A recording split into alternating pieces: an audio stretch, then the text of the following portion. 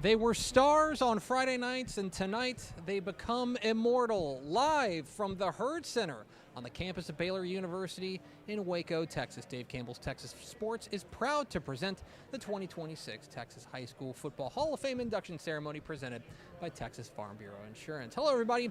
I'm Greg Tepper alongside Ashley Pickle. She's back, folks. It is good to be back, and what an event to start being back at. This is, if you're going to make a return, the Texas High School Football Hall of Fame, with stars all over the place, as Jason Todd of South Oak Cliff Golden Bears walks by, is a good place to do it. We're glad to have you back, partner, and back with a bang. Thank you. Yeah, and we appreciate the Hall of Fame having us back. This is one of those events that's kind of a staple in the calendar every year for us. It's almost like a big family reunion. We talk about that with coaching school. We talk about that with 7-on-7, but the Hall of Fame is definitely one of those, and it's always great to be here and meet with Mike and Tiffany and the whole crew. This is the Hall of Fame pregame show, right, presented by our friends at Texas Farm Bureau Insurance. We're taking you up to the top of the hour where the real show is going to start.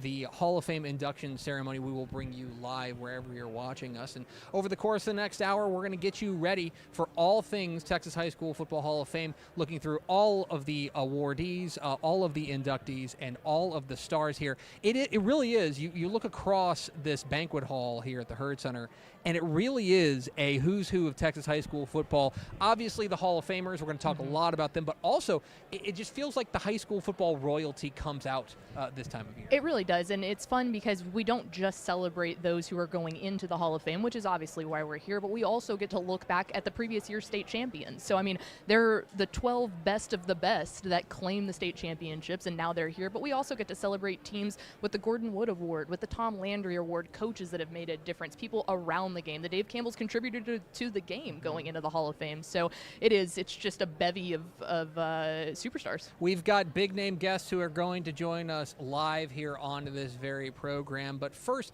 let's check in with the third member of our team. Say hello to Mallory Hartley. Hi, Mallory.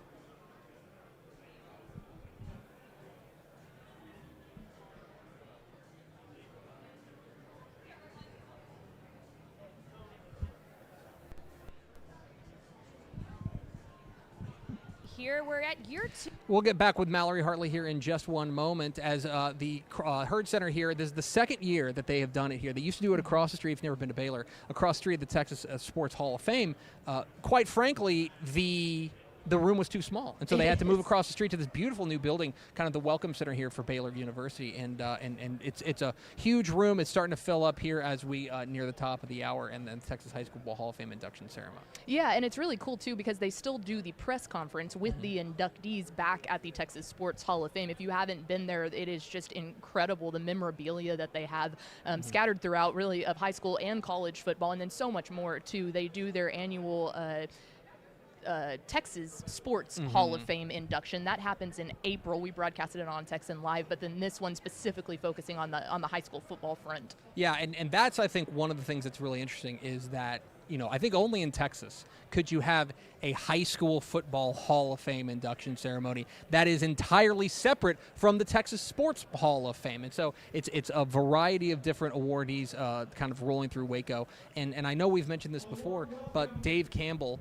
the venerable Dave Campbell, our founder and editor-in-chief for so many years, really was instrumental in bringing the Texas Sports Hall of Fame to Waco and kind of all of these things to his hometown of Waco, which makes this all the more special for us to be a part of it. Absolutely, and I think people might ask, like, why Waco? And it's because there is so much. It's a great centralized spot for everything, but it is. It's where the Texas Sports Hall of Fame is, and so important there. I believe we do have our very own Mallory Hartley ready to go now, so we're going to go back out. Mallory, how you doing over there? Who they are and what they have been off the field.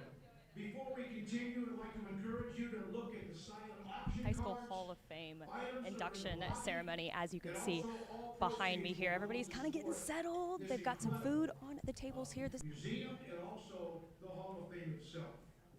Now, our program will begin shortly, but to bless the meal, thanks to George's, thanks to Sandy Cobb and his great staff, We're getting ready for the Texas High School Football Hall of Fame induction ceremony here in Waco, Texas. David Smoke up there kind of getting the festivities started. There's going to be a banquet going on here. Let's first start by talking a little bit about the Gordon Wood Award. This is one of, I think, the most special awards that's given out by the Texas High School Football Hall of Fame. Let's talk a little bit about what this award particularly means. Absolutely. When you take a look at exactly what encapsulates the Gordon Wood Award, it goes to a team that is able to really overcome adversity. It's not just about what they do on the field, but it's presented to an especially noteworthy high school football team that displayed good sportsmanship, the ability to overcome challenges, and had the support of the community to achieve that success on the field, and ironically named quite well the Gordon Wood Award. The first honoree, there's actually two of them this year, but the first one is going to Gordon High School. Obviously the back-to-back state champions. They had did so much work on the field, but off the field, you might remember back on May 18th of 2025, a devastating tornado hit the Gordon community, and it completely wiped out everything, all of their athletic facility. They didn't have a football field to play on, no weight room, no locker room, nothing. So they kind of coined the term Road Warriors this year because they had to go play their games. Every game was a road game. To go through and get to the state championship after going through something like that shows an incredible feat, and Tepper, why they would be the Gordon Wood winner. Yeah, certainly deserving of that, what they were able to do. And then we're going to talk about them as state champions. You mentioned it, three-peating there as 1A Division I state champs. There's an argument to be made that I think that this is the greatest six-man football team of all time. I think what they've been able to do and this run of dominance that they've had has been remarkable. When you consider especially what they've had to overcome, I think has been really, really remarkable. And what Mike Reed and his staff have done is really impressive. Obviously a very talented team. Striker Reed, Rye Reed, Braden Walters, a ton of talent on that team. But I think it also goes to talk about what they were able to overcome, which is why they're such deserving recipients of the Gordon Wood Award. But not the only recipient of the Gordon Wood Award. Not the only one, and you hate to celebrate disaster by Sure. any choice, but the other school, rightfully so, why there had to be two of them, was Ingram Moore, Tom Moore High School down in Ingram, Texas. You'll remember last summer the devastating floods that went through the hill country, specifically hitting in that kind of Kerrville area where Ingram is located. Tate Damasco, the head coach there, our very own Carter Yates, did an incredible story and went down to Ingram to go right along with him on his journey of trying to help rebuild that community. And he would go and deliver food. I mean, this guy was up going insane hours to get that done and make a difference in the community, and then they had to turn around and go play football. Yeah, and by the way, play football in a way that really kind of put the state on notice. This was a team that pulled off major upsets in the playoffs. A team that I think, it's one of the things, I think same thing with Gordon. If they had just gotten on the field, if they had gotten on the field and lost every game 100-0, I think everyone would have said, you know what a remarkable team it was to simply just get on the field and to do that. Because they were, in many respects, they were ground zero for those terrible floods. Meanwhile, they just went off and put together one of the most, they went into the third round for just the second time in program history. I mean, that is an unbelievable achievement from Tate Damasco and company. And so, yeah, you're right. Like, you hate a situation in which there has to be two awards that were necessitated, that were brought about by tragedy.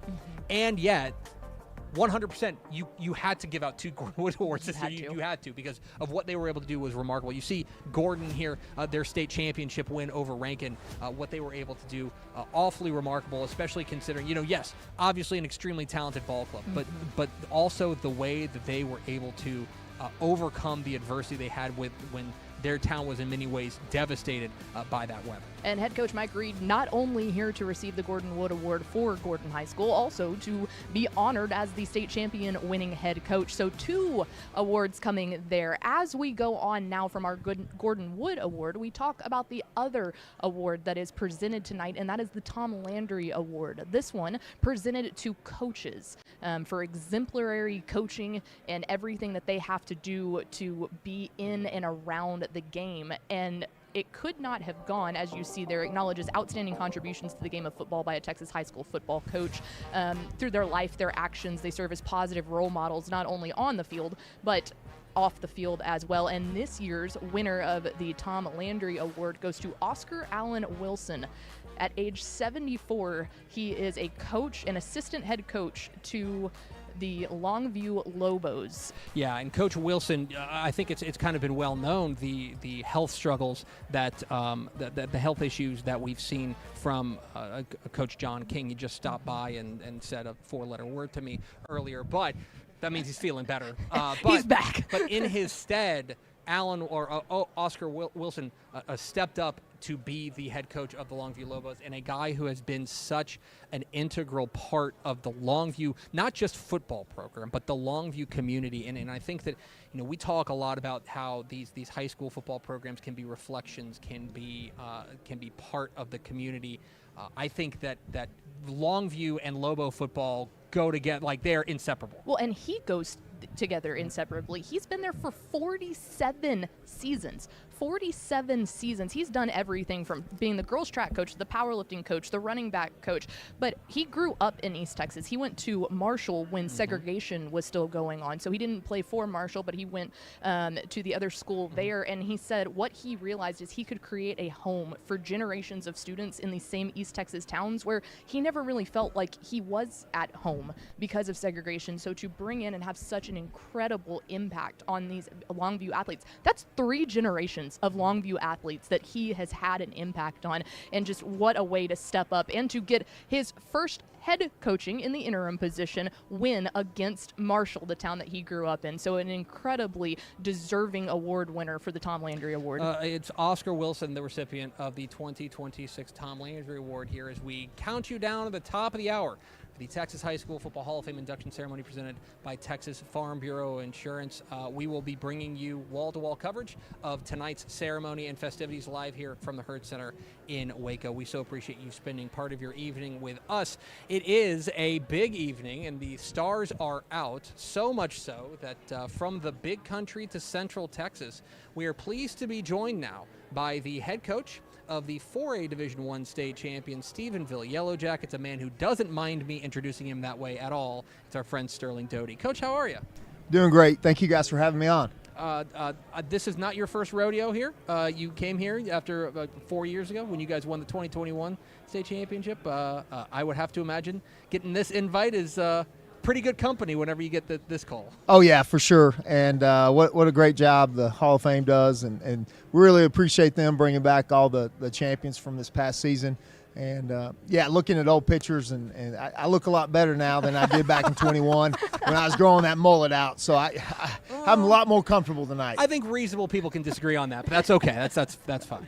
Coach, I was in the locker room actually when y'all were celebrating that state championship in 2021. I know the excitement there. To now do it again, what was that feeling like? Was it different? Was it the same, as much excitement? Yeah, I think every year is different. And every group is so special. I think the second time you really do realize how hard it is. 21 was our third season there as a staff and as a group.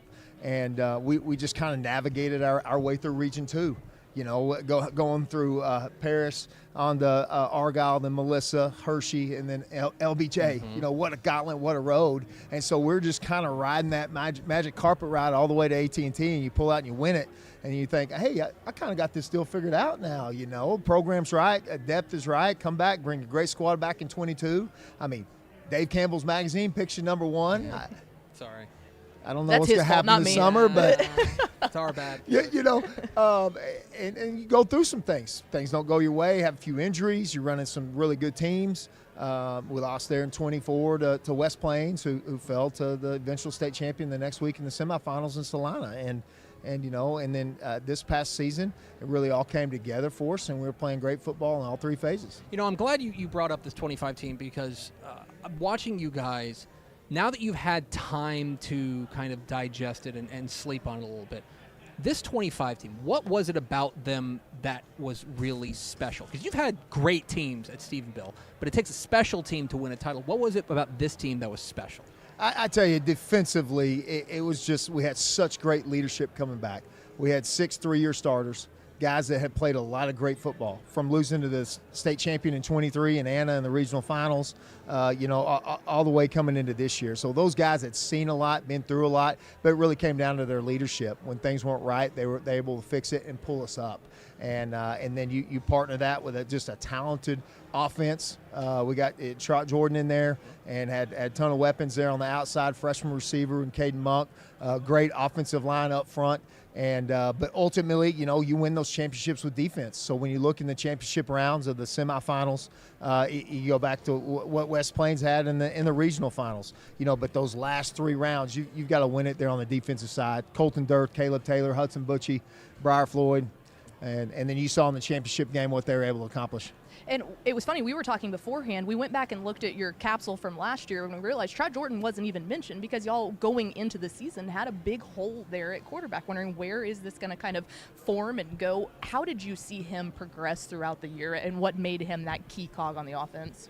They moved in June, and so missed a lot of the 7-on-7. Matter of fact, didn't go to an SQT for us, but we really just started with the install with him and then went in and competed and won the job there in fall camp. But he just fits our system so well. Heavy RPO, and he's such a great decision maker, elite passer in those mid range routes that we're looking to hit in the RPO. And then ultimately, down the stretch, when you play some really talented teams, you got to use his legs. And he did that. And you saw it was a fight for every inch, every yard in the state championship game. It was behind him, Zyler McClendon, our big boys up front. And then defensively, what an effort. And I want to bring that up because I was on the call for victory on Stephenville Kilgore, and thanks for giving us so many highlights in that first half to talk about it. Me and Ted Emmerich trying to figure out what to say. It's scoreless going to halftime. What was your message to your guys in the locker room at halftime in the first scoreless half of a state championship game I can remember in quite some time? It was just really stay the course, believe in what we're doing, believe in your coaches. That was on the offensive side. Of course, defensively, things are working, things are moving. So then you start thinking about, okay, what adjustments will they make? How are they going to counter what we're doing, the big chess match? Then offensively, you're able to come back and look at the video and say, hey, guys, we've got this. We have this here. And then you go down and you score on the first drive. I think 3-play drive. And we're able to clean some things up, go execute, get 7 on the board. And then you're able to get 10, which that felt like you're up by 35 in that type of game. It was such a huge relief to get that field goal. I'm glad you said that because I remember thinking in the booth, and I can't necessarily say it on the air in the time, but I'm thinking they go up 10-0. I'm like, that might be ball game. That might be it because I'm not the way your defense was playing at that time. It felt like they were not going to give a single inch once they got that 10-0 lead. It felt like that's exactly you had them right where you wanted them. Yes, exactly. And C.J. Spellmeyer, I did mention him earlier, but what a great night he had, and all season what he put together for what we call the War Dog defense. And so what that was special about that 25 group was that leadership and the experience that we had coming back. Obviously, we're here to celebrate last year's team and the incredible feat you have, but I know you coaches. The moment that you get done celebrating, it's like, okay, we're looking towards the next team. When you take a look at what you're working with heading into 2026, what should we expect from the Stephenville Yellow Jackets? Yeah, got a lot of that offensive firepower back, starting with 2 great offensive linemen up front, Case and Burt, left tackle, 16-game starter for us. My son, Cooper Dodie, there in the middle playing center for us. And then able to build off some reserve guys from last year's team up front. Zyler McClendon back at the running back. Carter Van Zant, he was our 2-back. He'll go both ways for us, looking at an inside backer starting spot for him, and then come back over, get some carries as well. And then on the outside weapons, you got Aiden Juergens, you got Jet Benuelos back, and then, of course, the freshman and Caden Monk to build off of that incredible freshman season he had. So feel really good about where we're at offensively. Coach Dabrowski and the defensive staff, we've got some good pieces there in all 3 layers. 2 defensive linemen back, Jackson Richmond. You got, Big Grizz in the middle, Nolan Griswold. Yep. Big Grizz. Yeah, they had Darth Vader last year. Yep. Darth Vader. Yep. So he was his Robin to Vader on the other side. His counterpart there at DT, and then strong safety Cooper Rudd, and then Xavier Gonzalez. So four key guys back. Really good JV team for 10-0 there. and good freshman squad. I think we'll see a lot of sophomores up. You know, we mentioned that this is a who's who of Texas high school football, folks. A lot of folks from the UIL here. Would you like us to call them over and ask them about Region 3 and ask them about realignment? Because you guys make a big move in realignment over to Region 3. I haven't spoken to you since realignment. What are you thinking about a little bit of a shakeup for you guys? Yeah, I would say so. Here we are at Birdville, and I'm looking at it. Of course, all my eyes are on Region 1. I kind of anticipating going there. And so Region 4, or District 4, nope, we're not there. So I'll start back at the top, go through it. I go through Region 2, not there. So I go all the way back through. I said I missed it. You're a little amped up. You're excited. You're antsy. And I looked at our assistant AD. I said, they lift us off. Swinson, We're not even they here. lift us off. Finally, I think Coach from Glen Rose goes, no, Coach. You're in District 12. You're in Region 3. And I was in complete shock. Yeah. And then once you look at the map, and they wanted to keep, Marble Falls, Burnett, Lampasas, and us together, add China and Gerald in.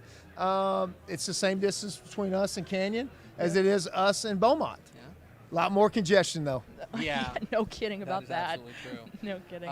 He is Sterling Dodie. He's the head coach of the 4A Division I state champion, Stephenville Yellow Jackets. I know you're here with your lovely wife enjoying the evening. We appreciate you taking some time to chat with us a little bit about Yellow Jacket football. Congratulations again, Coach, and thanks so much for your time. Yeah, thank y'all so much, and happy Mother's Day to all the mothers out there, including There my we wife, go. Maggie. Man, that's a man who knows what he's doing. Sterling Dodie. Coach, we appreciate it, my friend. Thanks, Coach. We're here at the Herd Center at the campus of Baylor here in Waco for the Texas High School Football Hall of Fame induction ceremony, taking you up to the top of the hour where we will be bringing you the Texas High School Football Hall of Fame induction ceremony, honoring the very best and brightest. Coming up here after the break, we are going to introduce you to the class of 2026 in the Texas High School Football Hall of Fame. But first, a word from our friends at Texas Farm Bureau Insurance.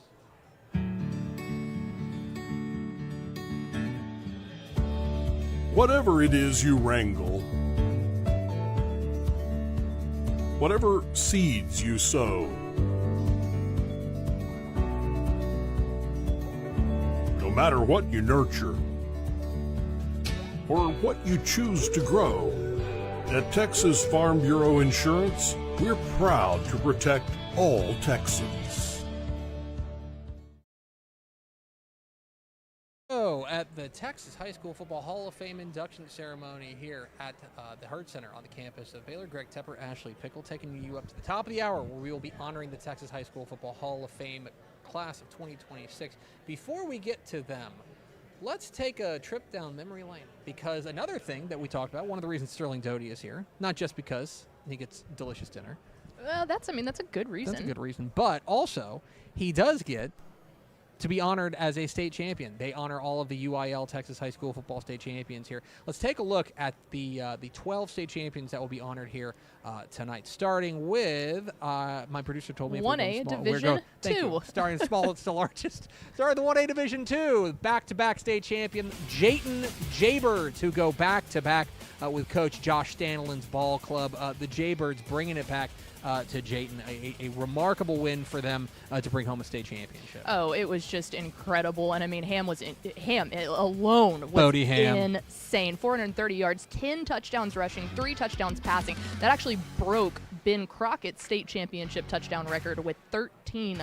But the offense and defensive MVP, he was just nuclear. And Richland Springs, for as good as their defense had been, really had no answer. Yeah, this was the Bodie Ham show. He put together, I think, something that you could call perhaps the greatest performance, at least in six-man football, Texas high school football history. What he was able to do was absolutely remarkable as Jayton goes back-to-back as 1A Division II state champions. On to 1A Division I. We already talked about them a little bit. They're here to receive the Gordon Wood Award, but the Gordon Longhorns go back-to-back-to-back, a three-peat for the Gordon Longhorns as they bring home a state championship in emphatic fashion over Rankin. And this is a team that I think we will have to consider in the pantheon of all-time greatest six-man football team. It has to be. I mean, there's no doubt about it. What they were able to do is just incredible. They went and beat 11-man teams this year. I mean, good 11-man teams. Oh, yeah, very good. But, I mean, they scored 69 points on 16 plays. Yeah. Their time of possession was under 4 minutes. That is 5 one-play touchdowns. That's insane what they were able to do. Striker Reed, the offensive MVP, you can see him right there. He was just the do-it-all man. Ry Reed, obviously, just as lethal, but it was just impossible. I mean, it was men against boys is what it felt like every time Gordon stepped on the field. And by the way, Rankin is a really, really, really good football team, Yeah. and Gordon just was too much for them, too much for any six-man football team. Gordon, a three-peat with 1A Division I.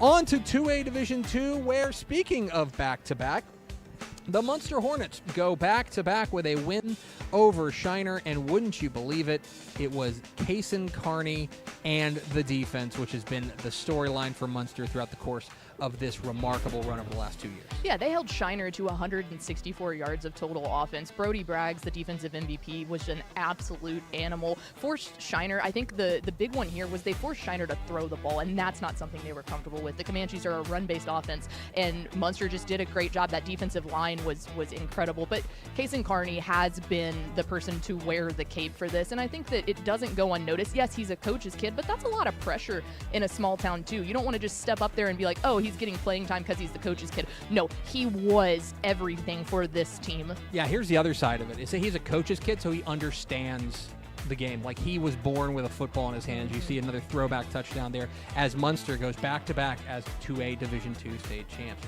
On to 2A Division I, where the Hamilton Bulldogs, The official team of Tep and Step. for the first time in their 112-year history, can call themselves state champs as they take down Joaquin 21-7 in one of the most pound-for-pound physical games of the entire weekend.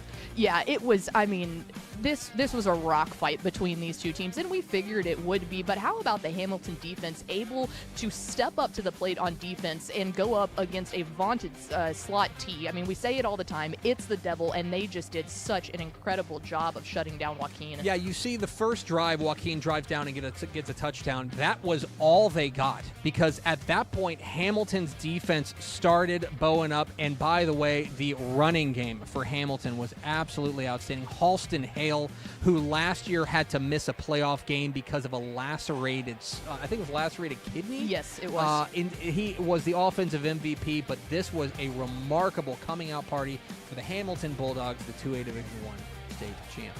To 3A Division II we go, where for the first time in their program history, the Wall Hawks are state champions. Coach Craig Slaughter leads the Hawks to the promised land with a really fun 25-24 win over Newton, and this was a game that was worth the price of admission. It absolutely was. Basically what it came down to is Newton scored late, and we thought, okay, hey, they cashed in the 2-point conversion, and then it came down to an onside kick, and boy, was it an onside kick. That thing was bouncing around like crazy, but Wall ended up recovering and was able to sail it off there, but they led 25-7 at halftime. Newton really played a very good game to bring it very close, but I think it was the Wall's defense that just held it together. Really, their front 7-2 was a masterclass performance, coached by Robert Williams. There, defense and special teams. You saw that block punt return for a touchdown. That was a huge play there. This was a back and forth affair, but the Wall Hawks are state champions, as are in 3A Division I. The Bulldogs of Yoakum bring home their first state championship in program history, with a 45-29 win over Grandview. And I will tell you, Ashley Pickle, as the guy who was on the call for this game, watching Jace Morales and Xavier Barnett go back and forth in that zone read offense, it was something to behold. They had over 400 yards on the ground. Yeah. 400 yards. They only had 9 passing yards, which, clearly they didn't need it. But no, 193 of those yards and 5 touchdowns came from Xavier Barnett. And Jace Morales, the move-in from Wimberley, was key to this offense really, really getting going. And, I mean, congratulations to Bo Robinson. Obviously a huge football family there. His brother, Ty Robinson, had a chance to play for a state championship in Woodville the year beforehand. And you saw that sigh of relief when they finally finally got over the hump there. But an incredible year for the Yoakum Bulldogs and really just putting Yoakum on the map for the first time in a while. The coaching move of the season at any level was moving Jace Morales to quarterback and just basically building the Wildcat out of it. It was awfully remarkable. Grandview didn't go away, but it was all Yoakum in this one as they bring home their first state championship. Also their first state championship. Wait, I'm sorry. That's totally incorrect. 11. For a Division II, the Carthage Bulldogs go back to back. Just keep doing it. And they just keep getting away with it. The Texas high school football program of record brings home an 11th state championship. Scott Surratt 11-0 in state championship games. And KJ Edwards, Jet Surratt, the playmakers they had. This was a remarkable football team, even by Carthage standards. Oh, yeah. Scott Surratt was so in his bag this game. We know he is one of the undisputed best offensive minds across the entire state. And that's what you really got to see here. I mean, we've seen these guys, KJ Edwards, Jet Surratt, we've seen them for years. We've watched their games. But in this offense in particular, you saw them go through so many different formations, so many different plays. There were trick plays involved. It was everything that you hope for in a Carthage title game. And one of the stats, Matt Stepp had thrown this out there, but yes, Scott Surratt is 11-0 in state championships. Here's the really crazy stat. In 10 of those games, they've won by 2 or more scores. Scott Surratt and state championship games are like peanut butter and jelly. They just go together. Here's the other thing about it is that he's 11-0 in state championship games. No other coach has even been in 11 state championship games. So we can certainly have a GOAT debate anytime you want. So for Division I, perhaps you heard of him. He was just joining us here at the table as the Stephenville Yellow Jackets and Coach Sterling Dodie bring home their second title in 4 years with a really interesting 10-0 win over Kilgore, a game that was scoreless at halftime. And don't be mistaken, this was every bit as physical and as hard-nosed a football game as you may ever see on the state championship stage. It was the lowest scoring state championship game since 1991 when Groesbeck beat Burnett 7-0, and it was a defensive masterclass. Coming into the game, Kilgore is so fast. Not only on offense, but also on defense. And Stephenville was ready. You knew for a fact that Kilgore comes in, they're going to try and get a really fast screen, get their playmakers out on the edge, and then try to blow right past you. They did not allow them to do this. You know that Stephenville's always going to have really big lines and a good linebacker core, but I was very, very, very impressed by their defensive back performance as well. Stephenville wins another state championship. To 5A Division II we go. Let's talk a little bit about the South Oak Cliff Golden Bears, who get a little bit of revenge over Richmond Randall 35-19. I'll be entirely honest, it wasn't that close. This was a dominant performance from South Oak Cliff and specifically the death row defense. Yeah, third state title in 5 years, and the defense was operating on all cylinders. They had Randall's number from the very beginning. You know when you go to play Richmond Randall that Landon Williams-Callis is going to get his own, and he did. He had over 100 yards rushing on the ground, but it took him over 30 carries to get there. The death row defense under Kyle Ward at the time was just incredible. And then the offensive MVP, Mikael Trotter, 134 yards, 3 touchdowns. He was averaging 13 yards per carry. They were this looked like a South Oak Cliff team that was like, no, we're going to get this. And you've just got to give it up for Jason Todd and what he's been able to do with this program. 5 straight state championship game appearances, 3 titles in the last half decade as the Golden Bears bring home another state title. 5A Division I, back-to-back. Would you believe it? The Smithson Valley Rangers bring home another state championship and take perhaps the hottest offense in Texas high school football in Frisco Lone Star and put them in the figure 4 leg lock for 48 minutes, a defensive masterclass from Larry Hill and company. This really might have been the best defensive performance that we've seen in a state title game since Katy in 2015. You talk about the Dangerfields of 83, Katy in 2015. This game is absolutely up there. The defensive MVP, Colton Hornsby, had a big pick 6 in the 4th that kind of sealed it. But even on Hudson Wood needs to be called out there. The defensive lineman, he had 2 forced fumbles, 2 sacks, 2 pass breakups. Every single thing that they could do to stop this this explosive Lone Star offense. They were all over Trey Wright. He couldn't get anything in the air, even if he tried. Yeah, it was a defensive masterclass from the Smithson Valley Rangers as they go back-to-back as 5A Division I state champs. To 6A we go, and in 6A Division II, would you look at that? The DeSoto Eagles bring home the 6A Division II state championship in a resounding 55-17 win over Sheldon C.E. King. In a lot of ways, continuing what we saw throughout the course of the playoffs, which was the Sherrod Baker show, who went thermonuclear in the state championship game, in the playoffs and in the state championship game. Yeah, and you've got to think, too, this was a DeSoto team that had started off the season 0-2, and we started kind of going... Kind of an ugly 0-2. Whoa, what is this? And I think Claude Mathis will be the first one to tell you that this was by far not their most talented team that they've seen. But they figured out a way to really work together. And yes, Sherrod Baker was incredible, but you've also got to give it up to the 5-star Boobie Feaster. He really had a good showing in the state championship game, some big numbers. But I think this was just a team that you saw really hit their stride mid-season and carry it on. The other thing about them is that they took, I think, the fastest team in Texas high school football in C.E. King and really shuttered them defensively. It was awfully fun to watch, and also a couple of big special team plays for them. And last but certainly not least, it was Duncanville and North Shore again in the state championship game. I feel like we've seen this movie before. Yeah, we've seen like 9 of them. But Galena Park North Shore wins another state championship, the 6th program in North Shore history, 10-7 in a very different kind of North Shore Duncanville game, a game where every yard was challenged, and a game where the fourth quarter was really fun to watch. In the end, North Shore gets the big stops necessary defensively to come up with another state championship crown. Yeah, Duncanville was down 10-0 in the fourth quarter. A great drive ended with a trick play from Trenton Yancey throwing the touchdown to Zach Turner. But then they did drive it down again, end up in North Shore territory in the final minutes of the game, and there was a 4th down. Duncanville was out of timeouts, and it was kind of like, okay, are they going to kick the 42-yard field goal, or are they going to go for it on 4th down? They went for it, and honestly, the play was great. They just...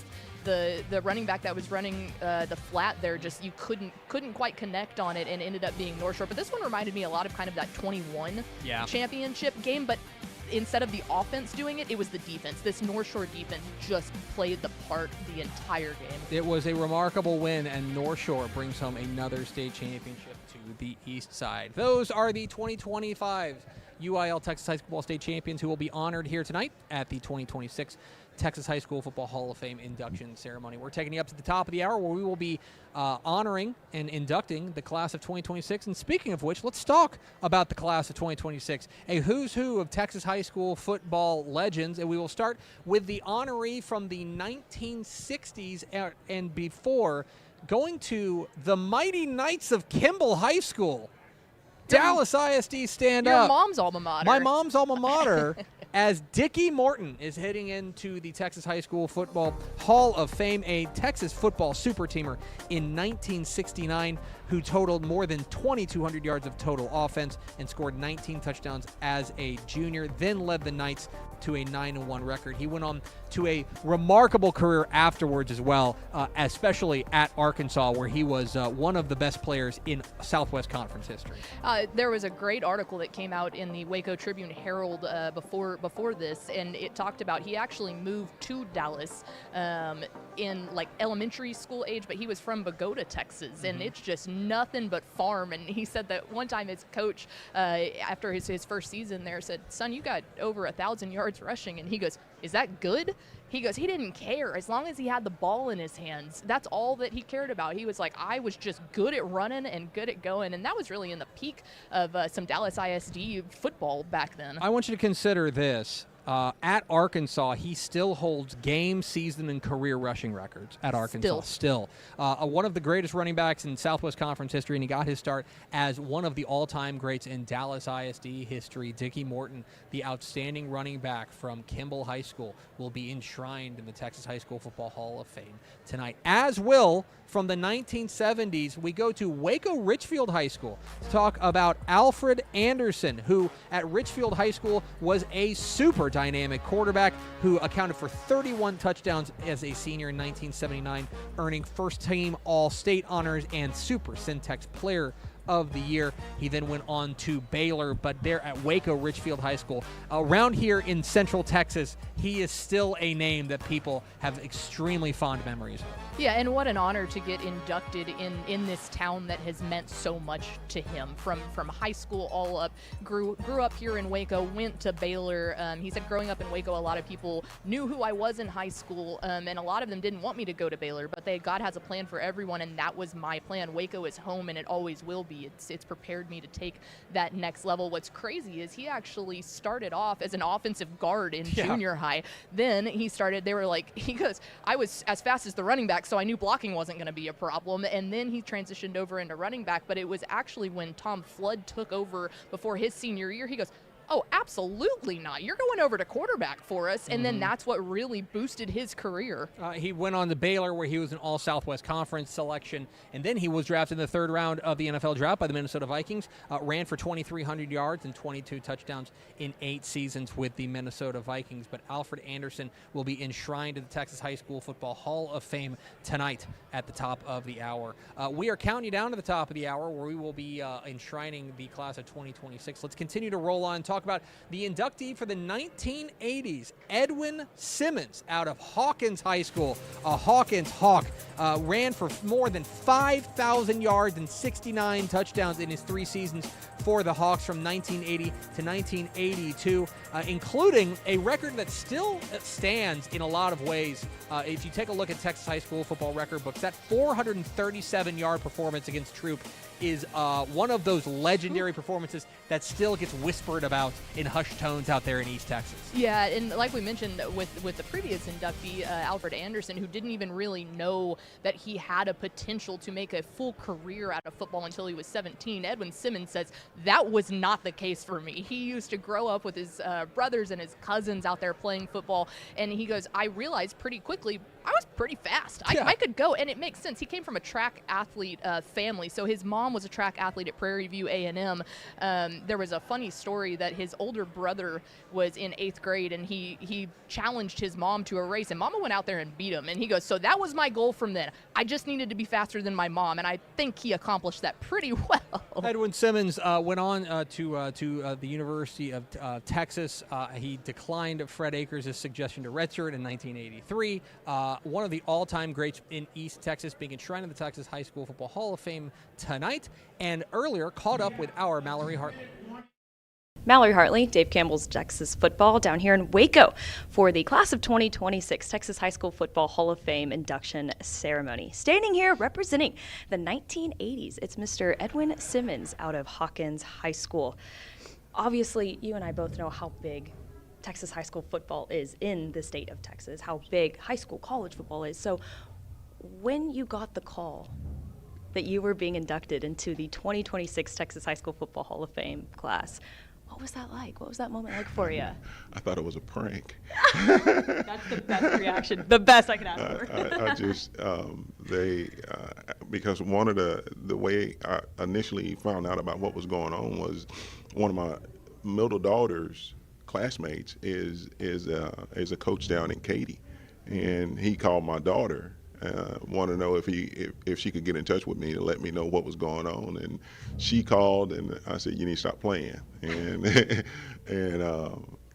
she said, no, I'm not. So I called the guy and asked him about it, and he said, yeah, that my athletic director, and I can't remember his name, but the athletic director was trying to get in touch with me because someone here had gotten in contact with him, so later on that day I get the phone call and I'm told about it, and just honored, floored, very humble, which is not humble, has never been in my vocabulary, but very, very humble, and it's an absolute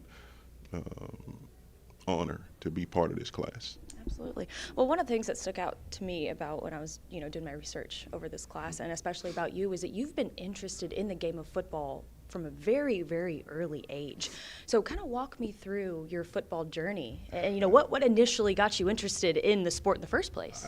They asked that question, I think, in the press conference, and it's just being competitive with my brothers, with my cousins, and just wanting to get out, and because we couldn't sit in the house, our parents wouldn't let us sit home, sit inside. So we were outside, just being active, being competitive. Everybody wanted to be, the next Gail Sayers or O.J. Simpson prior to, but that's what everybody wanted to do. Everybody would catch the winning touchdown. They would throw the winning pass, or run 80 yards for a touchdown and win the game. So that's what I grew up around, and that's what I wanted to do. Nearly 5,500 yards and 69 touchdowns in your high school career. Back then, what type of player would you describe yourself as? And maybe who did you look up to? Who did you want to be portrayed as? I think just being in the area that I was in, Earl Campbell was the natural choice, and but just one of the things that I loved was the fact that we were so competitive. We didn't go to state championships or anything like that, but compile those yards over about 11 or 12 game a year. So just being, didn't want to lose. You got your rival towns next to you. You see those guys every day, and they're in the same district, and so you just got the competitive juices flowing just to make sure that you beat them, so you have those bragging rights throughout the summer. Absolutely. Well, looking back at your time at Hawkins High School, was there a specific memory that stood out to you? Maybe your favorite one, favorite game? I'm just curious about your favorite spot.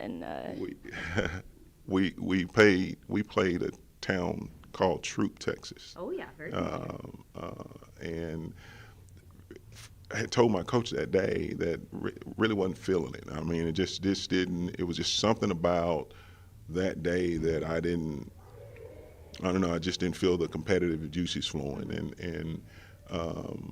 But that night I had 437 yards and 6 touchdowns. Light work.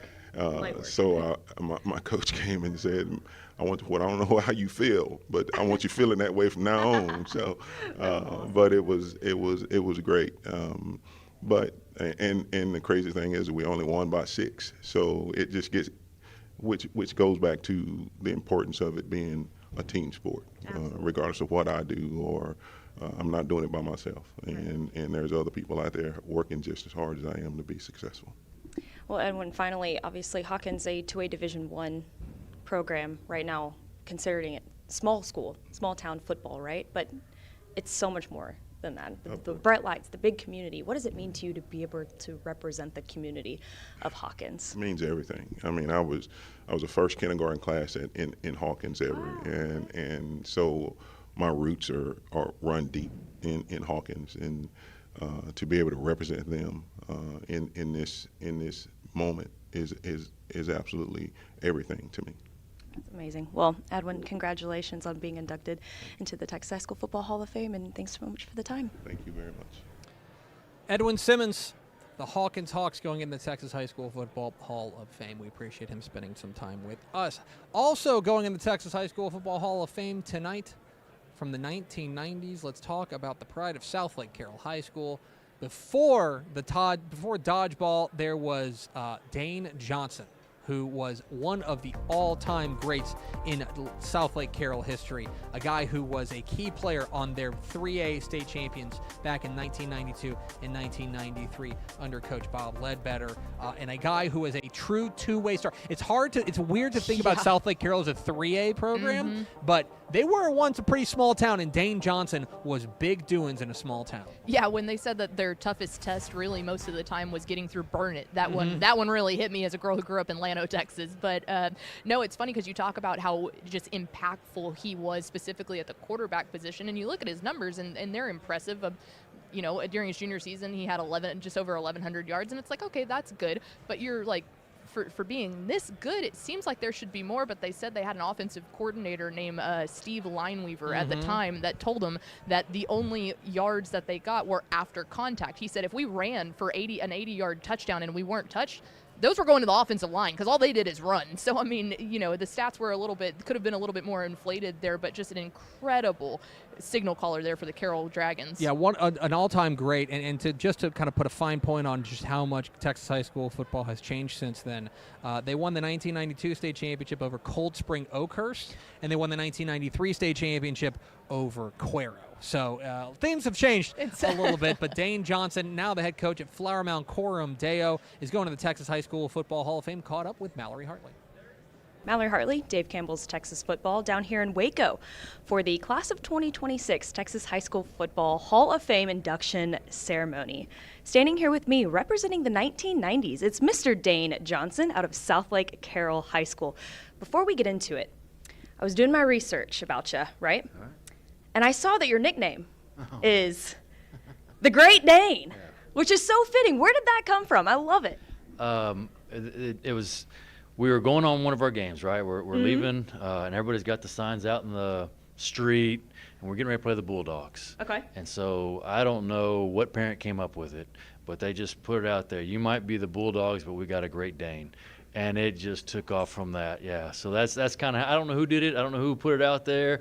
It was just on the bus leaving town, and we saw it, and it just stuck. Kind of just stuck around, so now you're still the Great Dane. Depends on who you ask. I love it. I love it. Well, obviously, Texas High School Football Hall of Fame, you know how big of a deal it is. So when you got that initial call saying that you were going to be inducted in this year's class, man, what was your reaction? Well, it was simple. When he called me, I was like, oh, that's great. I'll be on the ballot. Do I need to send it out to people, get them to vote? I mean, because I didn't.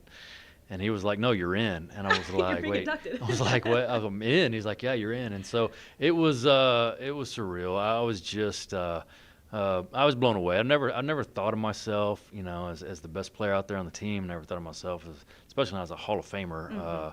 And so when he said that, it was just kind of like, man, that's pretty special. You know, I grew up. My dad was a AD head football coach. Had just grown up in Texas high school football, and so. I mean, it's the greatest honor you could have as a Texas high school fan.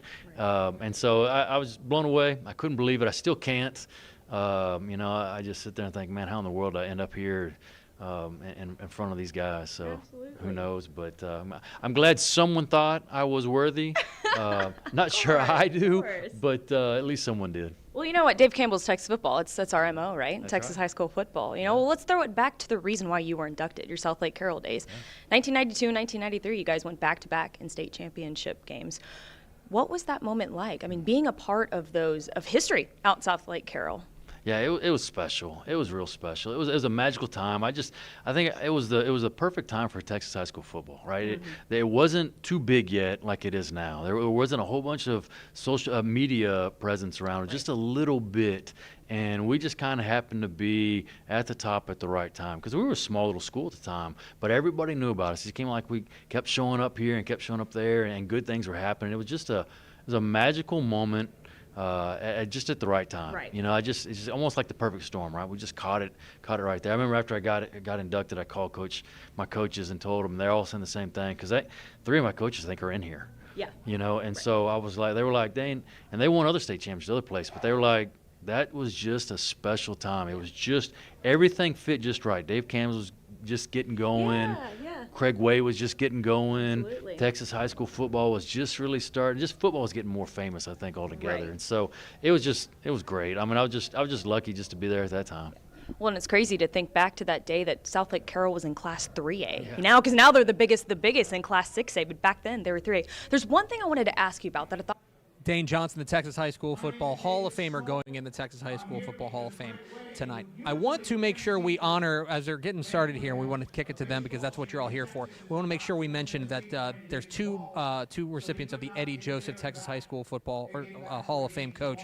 Terry Cron, the outstanding coach at Bartlett, Commerce, and Mart, who won titles at all 3, as well as Chris Ketting, the great Canadian coach going in the Texas High School Football Hall of Fame, and 2 of the Dave Campbell contributed to the game. Yes, we also have the just retired Executive Vice President of Texas Farm Bureau Insurance, Mike Garrick, who wraps up a 44-year career helping all of Texas there with Texas Farm Bureau Insurance. And then also we have Dallas Hudson, the announcer from Brownwood, who had a 58-year career calling Brownwood and Howard Payne games. Absolutely. We want to honor them. Congratulations to the 2026 Hall of Fame class, Texas High School Hall of Fame class here. We're going to kick it up to our friend David Smoke. For our producer Blaine Tatum and Ashley Pickle, I'm Greg Tepper.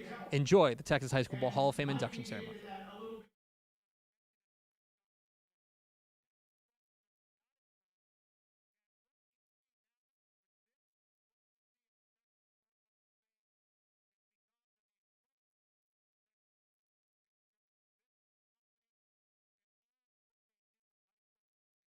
Around the state. Please give them a well-deserved round of applause.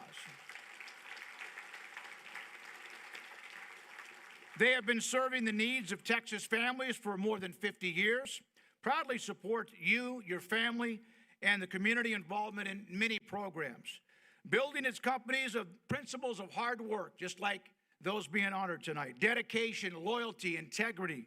Texas Farm Bureau Insurance acknowledges the same qualities in the state championship coaches, Hall of Fame inductees being recognized here tonight, and congratulations to each of you.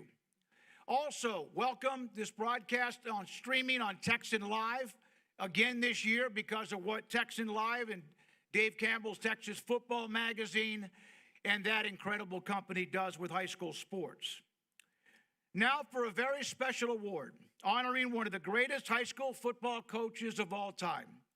Each year, the Gordon Wood Award is presented to a high school football team that demonstrates outstanding sportsmanship, the ability to overcome challenges, strong community support, and success on the field. The award is named in honor of the legendary Texas high school football coach Gordon Wood, who won 9 state championships during his career, twice at Stanford, and of course 7 times at Brownwood. Each year, the recipient is selected in consultation with members of the Texas High School Football Hall of Fame Board. This year, those qualities are being shared by 2 outstanding programs, the Gordon Longhorns and Ingram Tom Moore Warriors. Please welcome Joe Martin, Executive Director of the Texas High School Coaches Association and a 2020 member of the Texas High School Football Hall of Fame, to present the Gordon Wood Awards for 2026. Joe?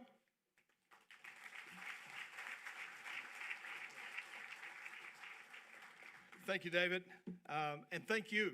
Thank all of you that are seated here tonight. Thank you for attending tonight and supporting Texas high school football.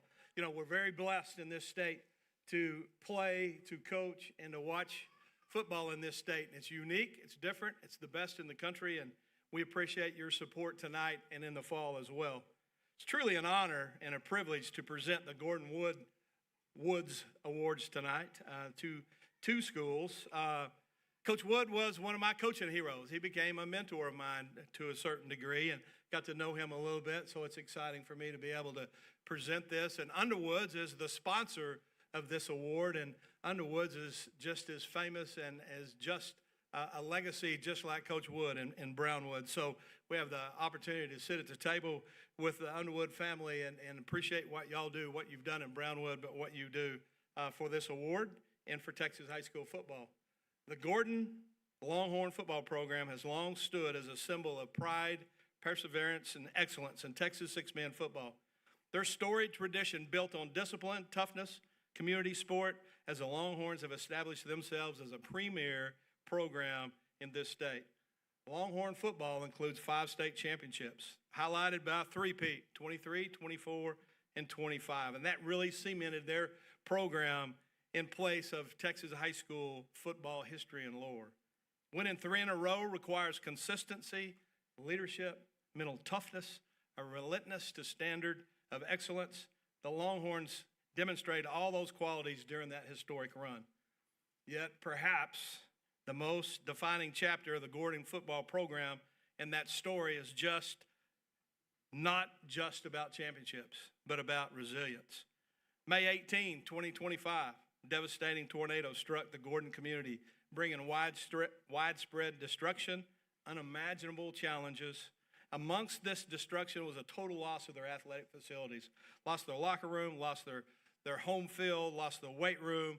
All the familiar places they had on a daily basis where they met was all gone. Served as their foundation of their program. And for Gordon, that tornado, that event, became a defining moment. Practices were adjusted, games were moved, relocated, travel increased, normal routines were disrupted, yet the standard did not change. Coaches and players remained focused, their preparation, their effort, and they represented their community in the best way they could with a lot of pride. The adversity they faced off the field strengthened their resolve on it. Every bus ride, every borrowed activity, every borrowed facility, every road game became a reminder of who they were and what they represented. Through hardship, the Gordon football program reinforced a powerful truth. Success is not dependent on circumstances, it's rooted in mindset. The tornado may have taken structures, but it did not take belief, discipline, or pride. Today, the Gordon Longhorn football program stands as both a champion and a testament to resilience. Their winning record, multiple state championships, and historic three-peat speak to athletic excellence. Their response to the adversity speaks to something even greater. It's all about the heart. Ladies and gentlemen, please join me in welcoming the head coach of the Longhorns, Coach Mike Reed.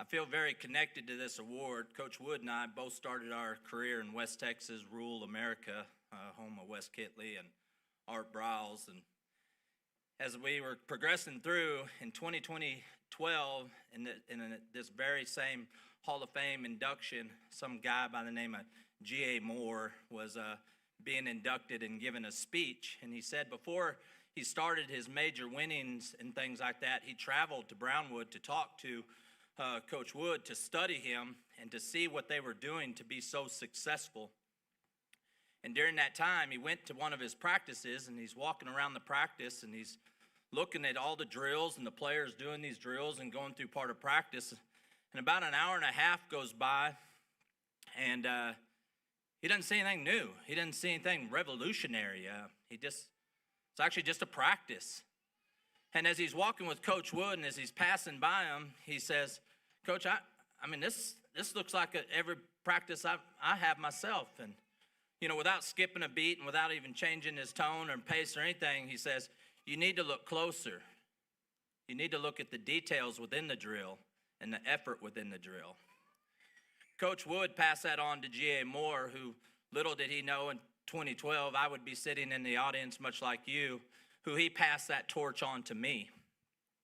And I think one of the things that's really important in doing this and in passing the torch, you know, what makes this award so special is Coach Wood's legacy was never supposed to be a one-generational torch. It gets passed on. And much like tonight, you know, I want to introduce three young men who believe exactly in the things that we preach and the things that we do as coaches and have passed that legacy on. And one of the things that I think is more fitting in doing that is to put kids through more adversity so that they can continue to grow and speak to a room full of strangers, but yet strangers who are champions in excellence. I would like to go ahead and introduce the three men before they say a few words. Right here we have, to my right, is Striker Reed. Striker Reed is our valedictorian. He's a three-time football player of the year. He's an all-state basketball player on the number 2 ranked basketball team. He's all-state in the number 1 ranked baseball team. He's the winner of 5 gold medals last week at the regional track meet. He's a two-time state champion and a two-time state UIL athlete of the meet. He currently holds the conference records in both hurdles and the mile relay. And he will be attending the United States Air Force Academy as a running back and decathlete for the track team.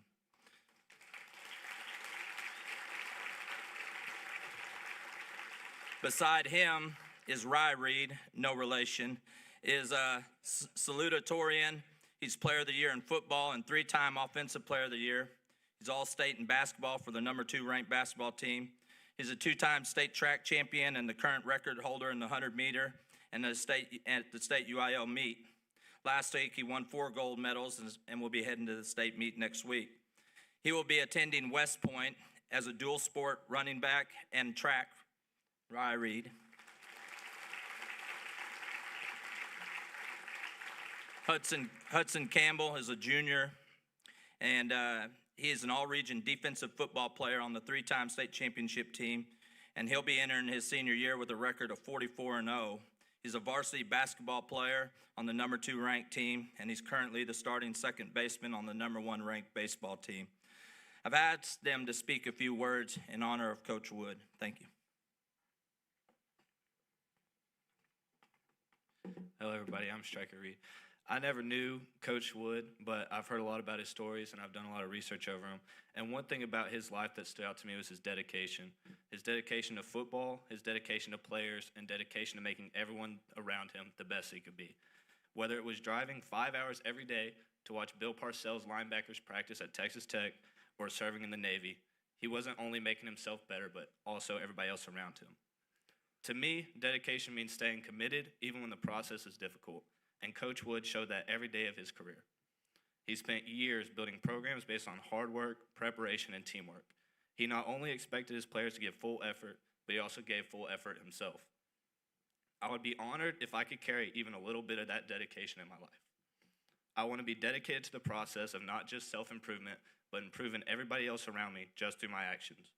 I want to be so dedicated to a cause every day that people have no other choice but to join me in it. And that's what Gordon Wood did. Gordon Wood's dedication inspired not only his teams, but the entire state of Texas. His legacy reminds us that true success comes from consistent hard work and commitment to others.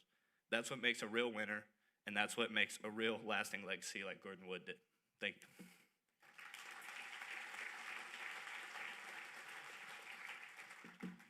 Hi, I'm Rye. I want to continue and grow Gordon Wood's legacy by pursuing the selflessness that he showed throughout his life. To not be the norm, to look at the needs of others before myself, and to inspire, motivate, and put away comfort for another's success. Coach Wood showed his selflessness through his coaching, mentoring, and will to get up every day and impact someone's life.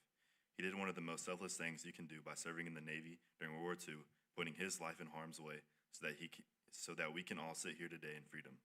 I want to serve others the way Coach Gordon Wood did. I want to be part of something bigger than myself and impact people's lives, not just through being an athlete or a student, but through the relationships and connections that I have in my day-to-day life. Coach Wood has inspired me to put others before myself because greatness is defined by more than just winning or losing. Gordon Wood has taught us that greatness is in how we serve and inspire others and generations to come. Thank you.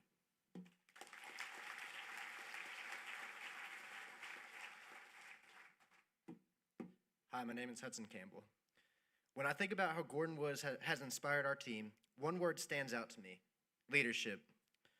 Coach Wood was not just a successful football coach. He was a leader who brought out the best in people. The way he motivated his players is a huge reason his teams were so successful. But more importantly, it helped shape his players into successful people off the field too. He promoted hard work, dedication, and effort every single day. And those are the qualities that build great teams and great programs. I believe our team has worked to carry those same qualities, and that is a big reason we've been able to find success ourselves. I'm glad Coach Reed shared the example he did, because I think it truly shows how strong of a leader Coach Wood was. Any coach can teach drills or plays, but the coaches who can inspire players to give their absolute best in practice and in games are the ones who separate themselves from the rest. Coach Wood was one of those coaches, one of the greats that continue to inspire people to this day. And I believe the same leadership qualities he stood for are the same qualities that continue to inspire and drive our team and many others today. Thank you.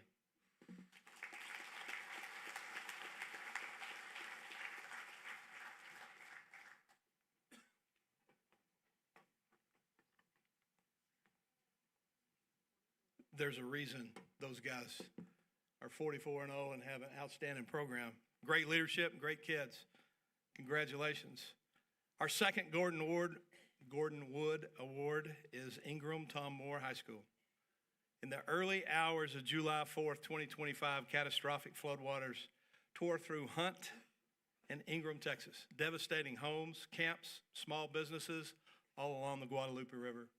Long before the first whistle of the season ever blew, the Ingram Tom Moore Warriors faced a challenge greater than any opponent on any field. 42 players and their coaches mobilized immediately. They cleared debris from flooded homes, shoveled mud from living rooms and classrooms. They removed soaked drywall in the Texas heat. They delivered food to families. They supported recovery efforts all through Kerr County, West Kerr County. Their actions were not for recognition. They served because they were needed. When practice officially began, the team was already bonded by something deeper than football. And under the leadership of Coach Damasco, the Warriors embraced a philosophy rooted in discipline, accountability, and service. The season began with adversity, still reeling from the effects of the flood. They started 0-4. Their perseverance prevailed them to a second-place finish in their district in a historical run in the playoffs. The Warriors advanced 3 rounds deep and enjoyed the second greatest season in school history. Beyond the school board in 2025, the Warriors became a symbol of hope and unity for their community.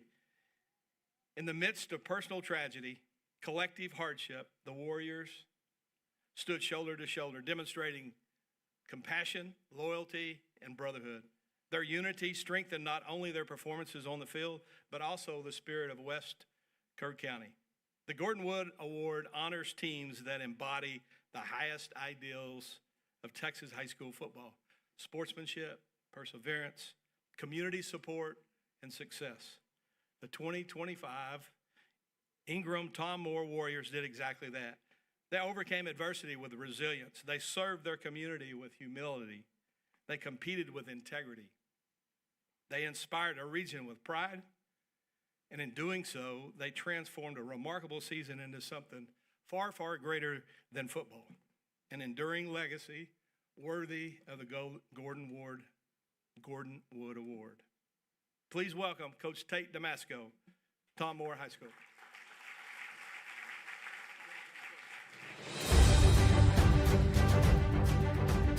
Good evening. I'm sorry if that table back there where we're at is a little distracted. We got prom going on and there's pictures coming in. So, sorry. It's with great honor to accept the Gordon Wood Award for Ingram Tom Moore. This award holds a special place in my heart, as my dad was a Brownwood Lion and played sports for Coach Wood. His daughter Pat, who lives in San Antonio, has come to numerous games over the years and supported us. I have a lot of stories about Coach Wood and in the past we crossed, but we don't have enough time tonight to talk about all those. So I would also like to thank the Texas High School Coaches Hall of Fame for the selection of our team and our community. I accept this award not only for our coaches and our football team, but also the people of Ingram, Hunt, and West Kerr County. This team is arguably the best team in Ingram school history, tied for the deepest playoff run in school history, and losing a hard-fought overtime loss to a state-ranked Edna team in the regional semis. We started 0-4 and rebounded to a 7-6 record, and it was a year to remember. This football team brought a community together. For 3 hours on a Friday night, those people didn't worry about what they lost or who they lost. They showed up and cheered. They gave it all that they had because of what we gave them in July and August. July 4th, 2025, in Texas history will always be remembered for the bad things that happened in Kerr County that night. We had 134 people pass within a 5-mile radius of our football stadium. But what I saw from our kids and our coaches the following weeks were remarkable. I watched our senior defensive tackle drive a front-end loader down Highway 39 and clear the last 2 bridges to get into Hunt, Texas, because at that point, all they could get in was helicopters. I watched our kids participate in search and rescue on foot and by horse. Watching our team help people they didn't even know just having a conversation, cleaning their house out, taking them a hot meal. Watching our coaches help Camp Mystic campers off helicopters on July 4th on our practice field. And then watching our coaches for 31 straight days deliver meals up and down the Guadalupe to first responders, families, ranches, and work crews. The story can't be told in 3 minutes because there's so much more. I wish I could have all my coaches, kids up here tonight, but we do have prom in Ingram, and I'm not going to fight with those football moms about what was more important. But I know our kids, and I know what they would want. They wouldn't want any of this credit. They did it because our community needed them. That's the type of kids we have. They shaped a community in a time of need and led by example. There's a couple people I would like to thank before I leave. I have some of my coaches here. Coach Brackeen and Coach Hinton, could y'all please stand up?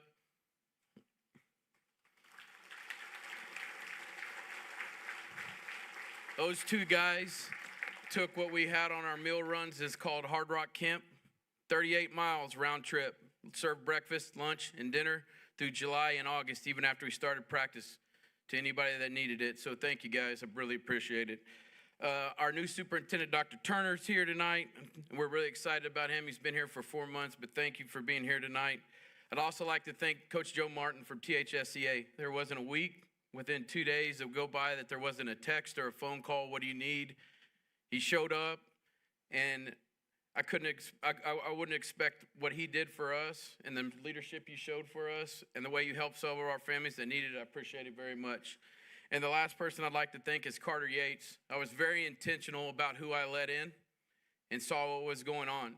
But Carter Yates from Dave Campbell, Texas Football, wrote 2 beautiful pieces. He did his work, and we put him to work. So that was the fun part. We made him do some work, but I'd like to thank him so much for everything he did. Thank y'all. I accept this award for Hunt, Ingram, and West Kirk County. Thank y'all very much.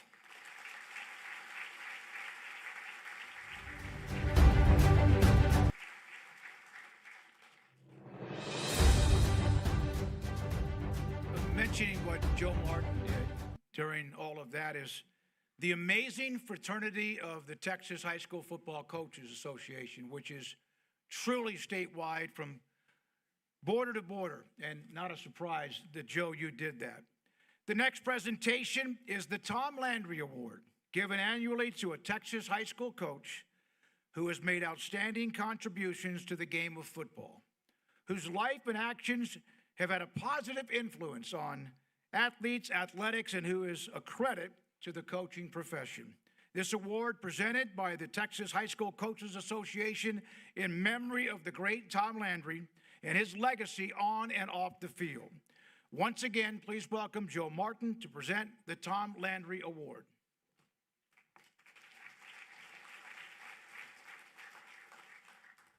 Thanks, David. This is a special award and a special event annually here at this banquet, and it's certainly an honor to be able to present this award tonight. The Texas High School Coaches Association established Tom Landry Award in 1990 to publicly honor a coach that exemplifies Coach Landry's characteristics. A coach of high moral character that served as a mentor and a role model for coaches and kids, that's been in the coaching profession for over 20 years, and that has made a significant contribution to the game of football.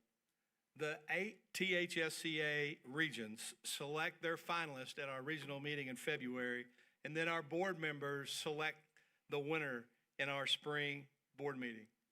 Coach Charlie Johnson of Childress High School was named the first recipient in 1990, and we've honored 36 coaches. THSCA is extremely proud of the previous recipients as they truly represent the criteria in this award it's based on, as these coaches are the epitome of what Texas high school football coaches represent.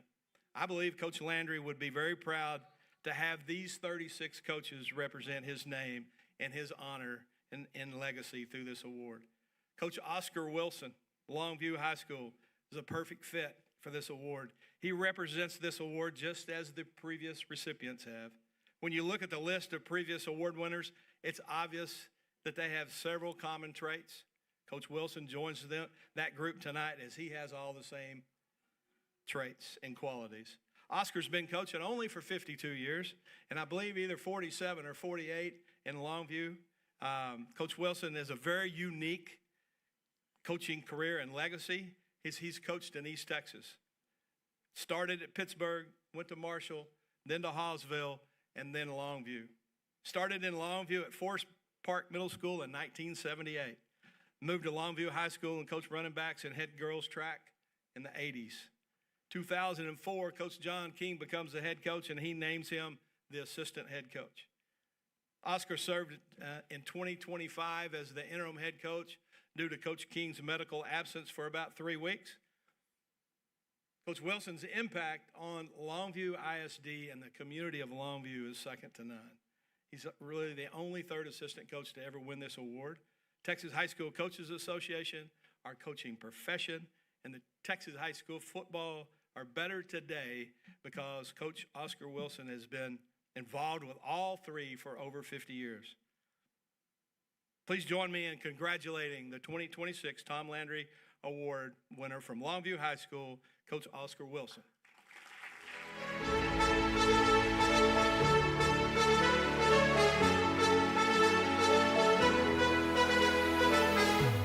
Well, after that, all I'm going to do is sit down.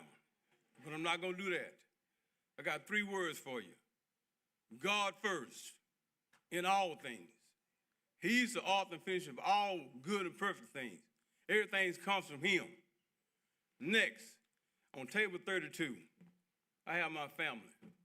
My wife, 52 years. She's been there. My daughters, they've been there for me. And not just for me, for everybody we come and associate with. We're here to help people. Well, how do we help people? By doing what's right. Not by man's standards, but by God's standards. And then I have some special guys on that table with me and on the table next to me. First of all, and I have to pause on this one, our head coach, athletic director, John King. He told me in August what was happening. He said, now I'm not worried about it because I know you're going to do what's right. And I told him one thing. I love you. You can't do a thing about it. And God loves you, so he's going to take care of you, and you're going to be all right.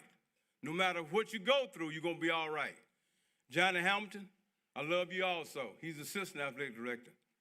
John Berry and Curtis Jones, we work together hand in hand for the benefit of those young people in Longview, Texas. Not just boys, girls also. Old and young. Because beyond the scoreboard, what are we doing? What are we doing to help this country be the best that we can be? We got to be telling them about God first and what's right. Not by man's standards, but by God's standards. And I'm going to tell all you in here tonight, I love you, can't do a thing about it.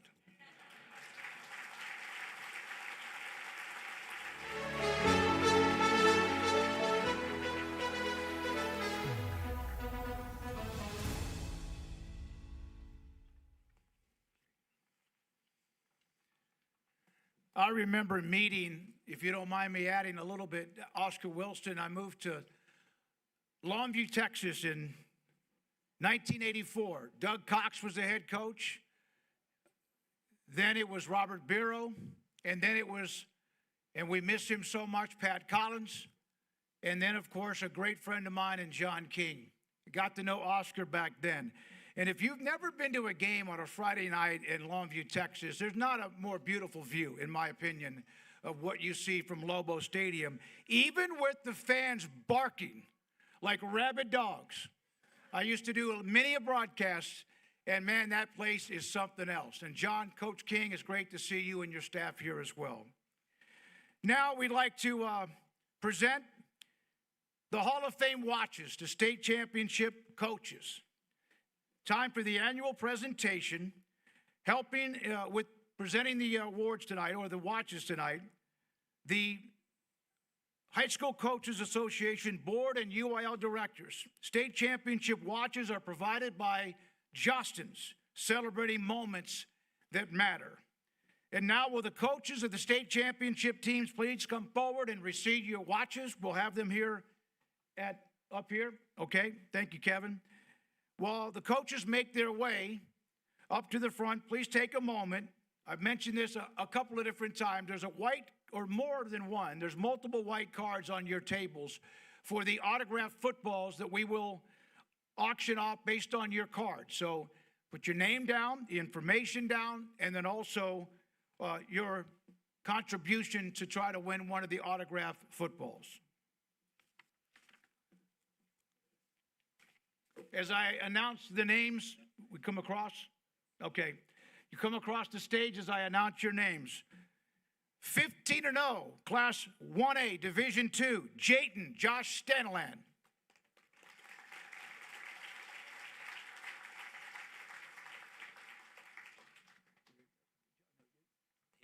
Oh, he's not here? Okay. All right.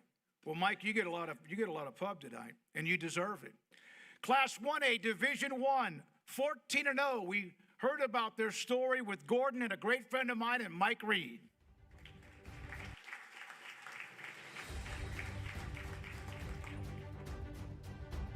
Class 2A, Division II, Munster, 14-2, and Brady Carney.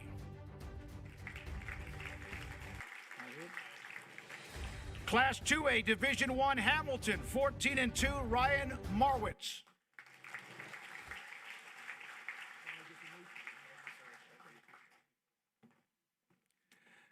Class 3A, Division II, from unbeaten 16-0 Wall, Craig Slaughter.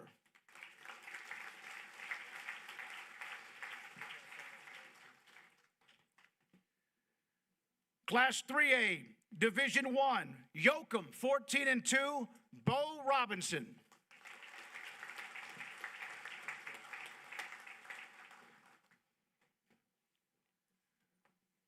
Class 4A, Division II, unbeaten, 16-0 Carthage.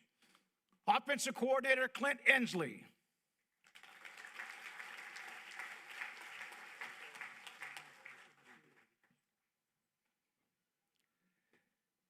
Class 4A, Division I, 16-0 Stephenville, Sterling Dodie.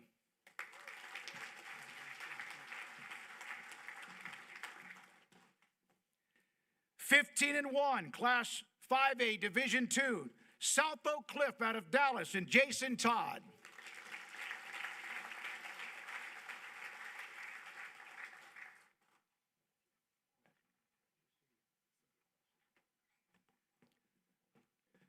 Class 5A, Division I, 15-1, Smithson Valley, Larry Hill.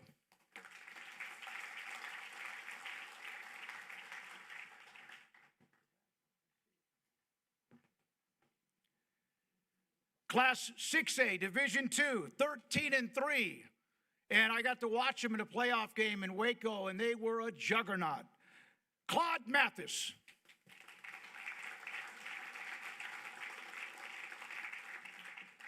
Class 6A, Division I, North Shore from Galena Park, 14-2, Willie Gaston.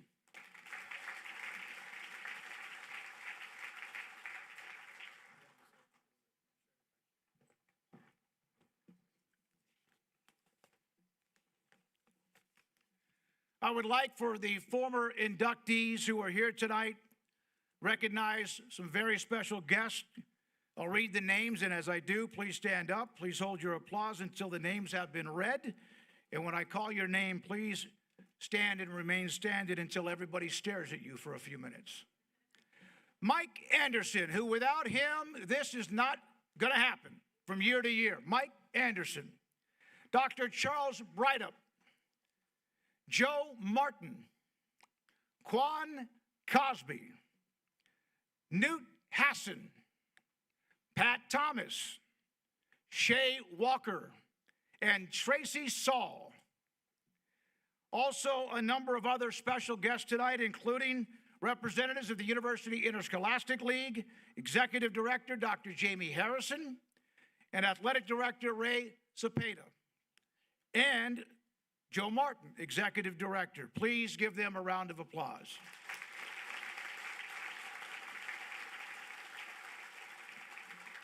It's now time to announce the inductees among the former players to the class of 2026. Representing 1969 and before, Dicky Morton from Justin F. Kimball High School in Dallas was named to the Texas football super team in 1969 after 2,253 yards of offense, including 1,324 yards rushing and 19 touchdowns as a junior. As a senior, he led the Knights to a 9-1 record, second team All-State, and ranked among the state's best and top recruits. He went on to star in the Southwest Conference at the University of Arkansas, where he was an All-American, All-Southwest Conference twice, and captain. He was named National Player of the Week against Baylor, where he rushed for a school record 271 yards and 2 touchdowns, and was also the Regional Player of the Week 5 times. He played in the 1971 Liberty Bowl and the Hula Bowl, and was named the MVP in back-to-back years. He set a Southwest Conference career rushing record with 3,317 yards, 16 touchdowns in 3 seasons. It holds the Arkansas game record and also career rushing yards record. He was on the Southwest Conference team, 1970s, as the running back alongside a guy named Earl Campbell, and played in the 1974 All-American game in Lubbock, Texas. Drafted by the NFL Pittsburgh Steelers in 1974, he stayed 1 year and a 2-year contract due to a shoulder injury, went on to play for the CFL's Toronto Argonauts.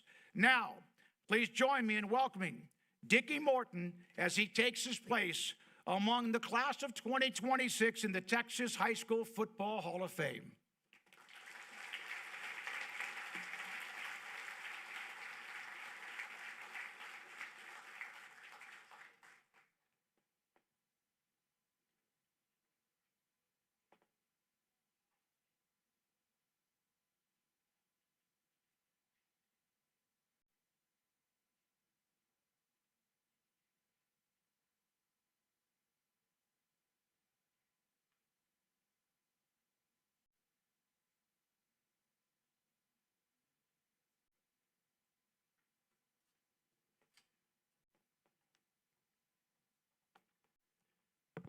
First, I'd like to say thank you to the Texas Hall of Fame committee.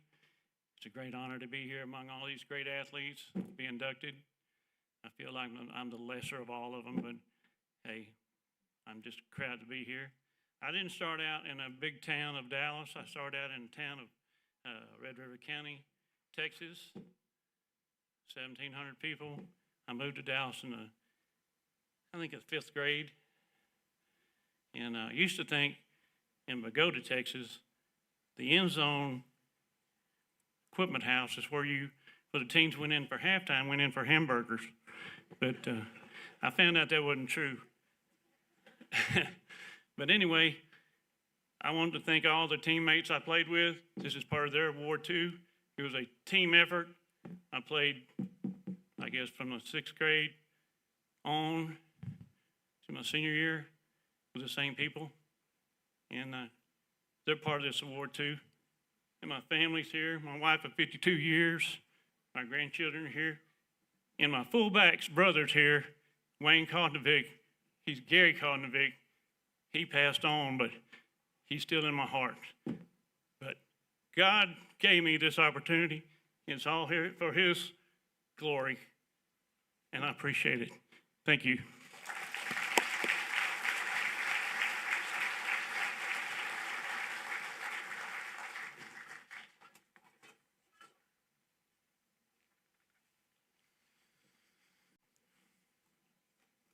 Representing the 1970s, Alfred Anderson, Richfield High School in Waco. Alfred was a dynamic quarterback at Richfield High School, passed for 1,795 yards and rushed for 748 more, and accounted for 31 touchdowns as a senior in 1979. In doing so, he earned first-team All-State honors and was named Super Centex Player of the Year, becoming one of the top prospects in the state of Texas. He signed with Baylor, rushed for 2,424 yards and 35 touchdowns. As a senior, he rushed for 1,046 yards and was unanimous All-Southwest Conference. He was later named to Baylor's all-decade team for the 1980s. He was drafted by the Minnesota Vikings in the 3rd round and went on to play 8 years in the NFL in Minnesota. He finished his NFL career with 2,374 yards and 22 touchdowns. I don't know. I think there's a lot of people here tonight are very humble, but that's what you hear about this young man who's being honored tonight, as humble of a Hall of Famer as you'll ever meet. Now please welcome Alfred Anderson to the Texas High School Football Hall of Fame.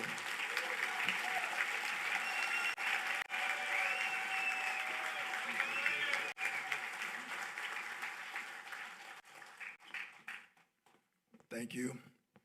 I know I have 3 minutes, so I'm going to try to get it in as quick as possible. First of all, giving all honor and glory to my Lord and Savior, Jesus Christ. I'd like to thank the Texas High School Football Hall of Fame committee for selecting me to be a part of this year 2026 Hall of Fame class. I'd like to recognize my family, my beautiful wife, Kimberly, my sons, Tony, Adrian, and Alex, my daughter, Leslie, my grandkids, Apollo, Aurora. Also, I'd like to thank my sister who's at home watching, Sheila and Jackie, my brother Al, my brother Curtis, my brother Don, also my cousin Rock. Thank you guys for being here. And I'll have to shout out to Coach Johnny Tusa. He would have loved for me to play for the Jefferson Moore Lions, but, you know, I had to go to Waco Ridgefield. Also, I'd like to recognize my coach, Coach Haynes. Coach Haynes started coaching me at the age of 13. And then finally, when I got to Ridgefield as a freshman, he coached me in football my freshman year and also coached me 4 years in track. But I got to give it all to Coach Lawrence Cross, who was my 8th grade coach, who had talked to Coach Hayne, and Coach Hayne was looking for a quarterback. And Coach Hayne Coach Cross recommended that he give me a shot at the quarterback position because he had me playing offensive guard in the 8th grade. So going into my senior year, we got a new head coach, Tommy Flood. He was a new head coach. He took one look at me and he said, "Hey, Alfred, you're my quarterback." And I thank Coach Flood because he put me in a position where my talent could shine at the QB position. I'd like to thank 2 individuals who impacted my life. Tim West. He always made himself available for me when I needed someone to play catch with.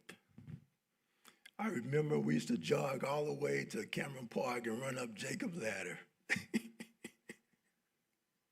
And I have always told him that he played a major part in my life, making me a better player. And also another guy, Kevin Carter. Kevin, you remember we used to ride our bikes for miles, at least 5 times a week, in the middle of the summer, 100 degrees, showing off our big afros. We put in the extra work. And when 1979 season started, God blessed me with 3 amazing wide receivers, Reggie Brooks, Roy Gown, and Glenn Mitchell. And on the offensive line, I had Ken Smotherman. I had Rodney Harris, Clint Cron, and my center, my main man, Horace Beard. On defense was led by Kevin Carter, Jeff Arthur, Mike Darlaw, Bob Lillard Jr., Jimmy Clark, Tim West, Darryl Richmond, and Sean Hunt. If you were one of my teammates, football, basketball, track, or a classmate or a friend, could you stand so you can be recognized?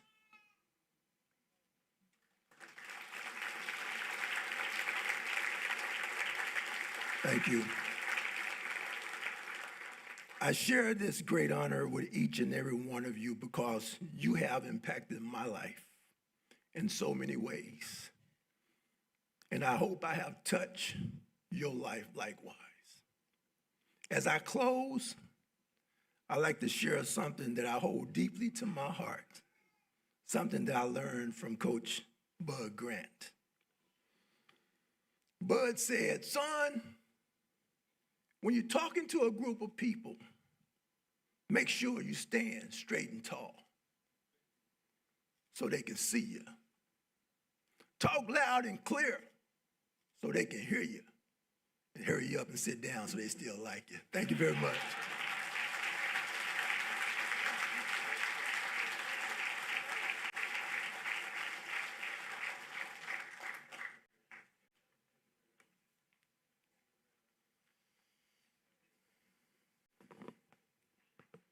Representing the decade of the 1980s. I started my broadcasting career in Lufkin and Nacogdoches and then moved to Tyler, Longview. And I remember covering this young man from Hawkins High School, Edwin Simmons. He rushed for 5,435 yards and 69 touchdowns in 3 years at Hawkins, the Hawks, from 1980 to 1982. In 1982, he had 2,935 yards, 38 touchdowns, and a 437-yard performance against Troop. One of the top running back prospects in the country, Simmons signed with Texas and drew comparisons to Earl Campbell. He declined Coach Fred Akers' suggestion to redshirt in 1983, went on to rush for 100 yards in Texas's victories against Rice and Oklahoma. Injuries limited his college career, finished with 936 yards, 9 touchdowns, and playing in parts of 4 years at Texas. Over my 44 years of covering high school football, Hawkins, Texas produces some talent. Stanley Richard, a former teammate too, who went on to play at Texas in the NFL. But tonight is about Edwin Simmons of Hawkins High School in the class of 2026 Texas High School Football Hall of Fame.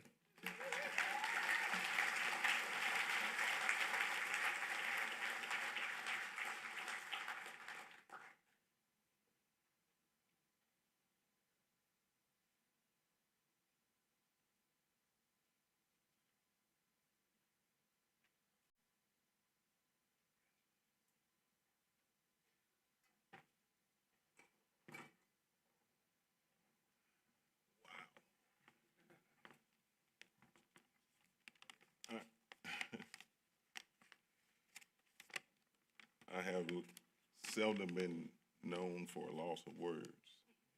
And tonight, I'm at a loss for words.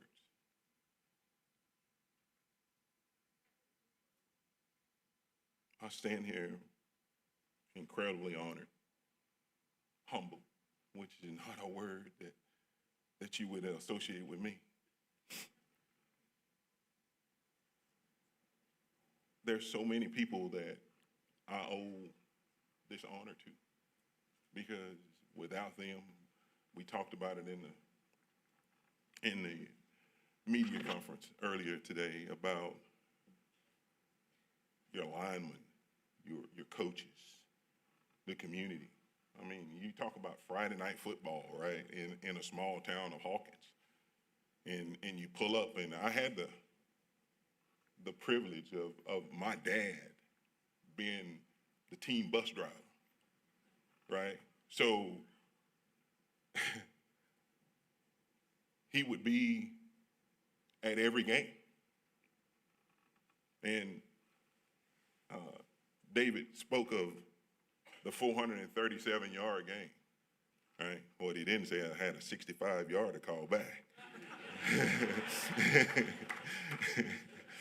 So that's what I was focused on. So, but when we pull up on a football game, I mean, they tell you in a small town, and I'm sure that anybody that's in a small town knows about this also. If you want to rob a bank in any small town, Friday night is the day, right? Because everybody goes. You pull up on the football bus, and we show up 2 hours early, and there's everybody there, the whole town. And in Hawkins, we only had 900 people. It was a packed house. And I think back on those days, my dad driving the bus, smell of the field, because we always cut it on Fridays. Coach Skidmore, Kenneth Skidmore was my head coach from Hull Day Zeta, state champion coach. But beyond that, was probably one of the best men I've ever known in my life, and I hope he's watching. He would take my knees. He knew then I had bad wheels. But he would take my knees every game day, spend hour and a half taping getting me ready to go. And today, to this day, I call him Coach Skidmore, not Kenneth, because I'm a little nervous to do that, because I don't know what he do, right? But that's the respect that I have for this man. And the only other man that I honor that way is my father, who passed away in May of 2011. My dad was a man of not a lot of words. Now, if you want to talk about somebody being a lot of words, it'd be my mom. She was a PR president because she would brag, and my aunt here will tell you, she was probably one of the biggest braggers of anybody I know when it comes to her son. But during that time, we were just playing for each other. We didn't, and we were playing for bragging rights, because anybody know where Hawkins, Texas is? The two rivals that Hawkins, Texas has is Big Sandy and Winona. And we see those guys, we talk to those guys all year long. And we did not want to have a conversation to where they were bragging how they beat us. So we put great emphasis on beating our rivals.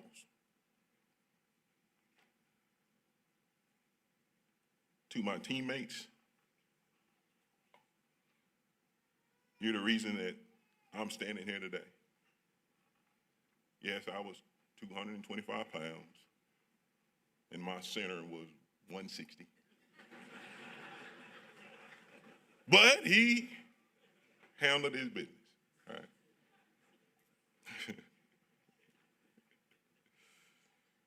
To my dad,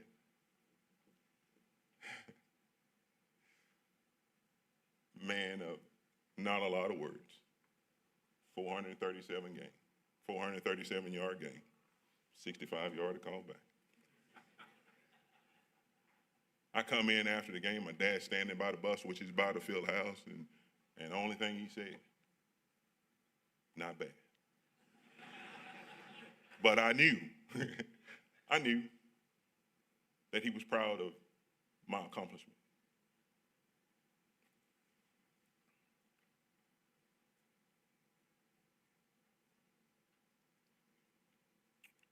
And I want to take a moment to speak to probably my legacy, and that's my kids. I've got 3 daughters, and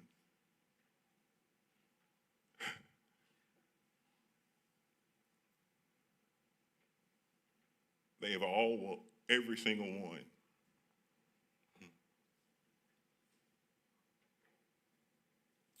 been in jail.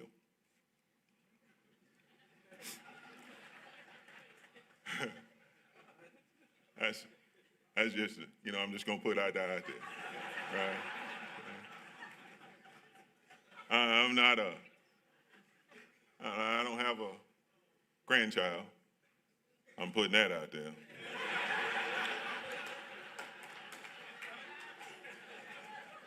But what I do have with Brianna, Ashley, and Olivia are the three greatest daughters a man could have. And as a side note, they've all received their college degrees.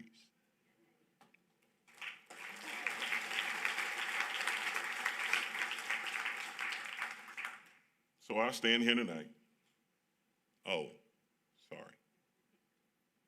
My wife, Stephanie. She's the one I know. She's the one that needs the award, though. She's put up with me for 36 years.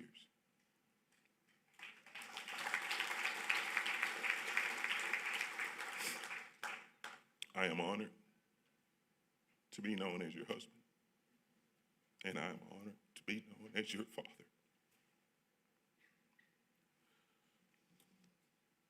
So I stand here tonight and accept this honor with a grateful heart, knowing that my story is just a small part of something greater. God bless. Good night.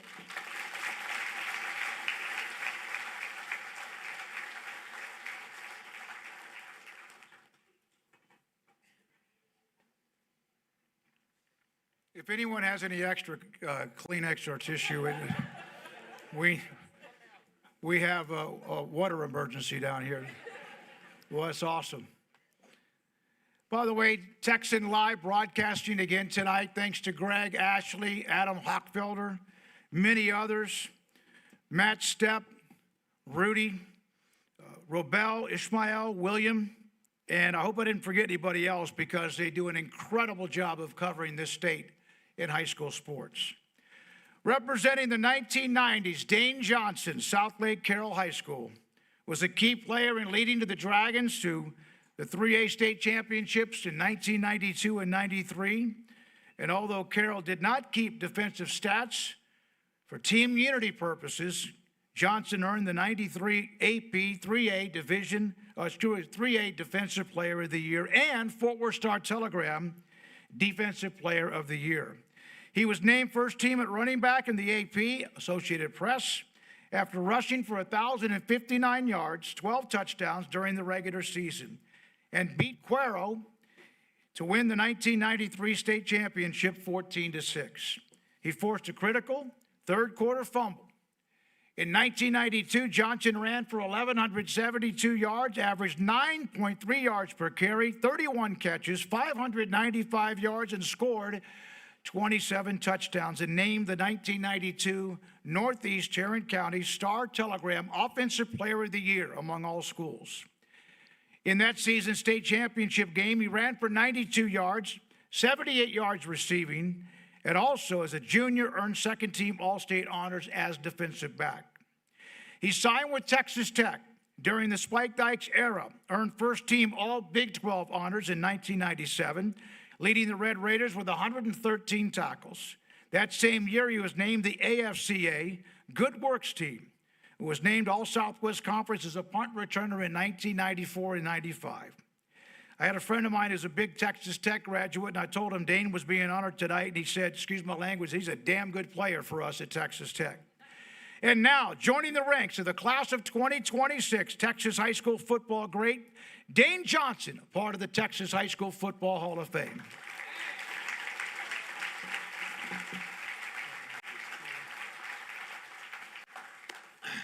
Man, I want to say thank you to the committee for thinking I'm worthy to be up here. I want to thank thanks Dave Campbell's for what they've done. I want to thank the Texas High School Coaches Association. I think this is just a special deal. I'm a product of a coach's kid. I grew up, on the football field. I grew up going to football games. I grew up riding in the car with my dad to trade 8mm films. Coaches are special to me. Texas high school football is very special to me.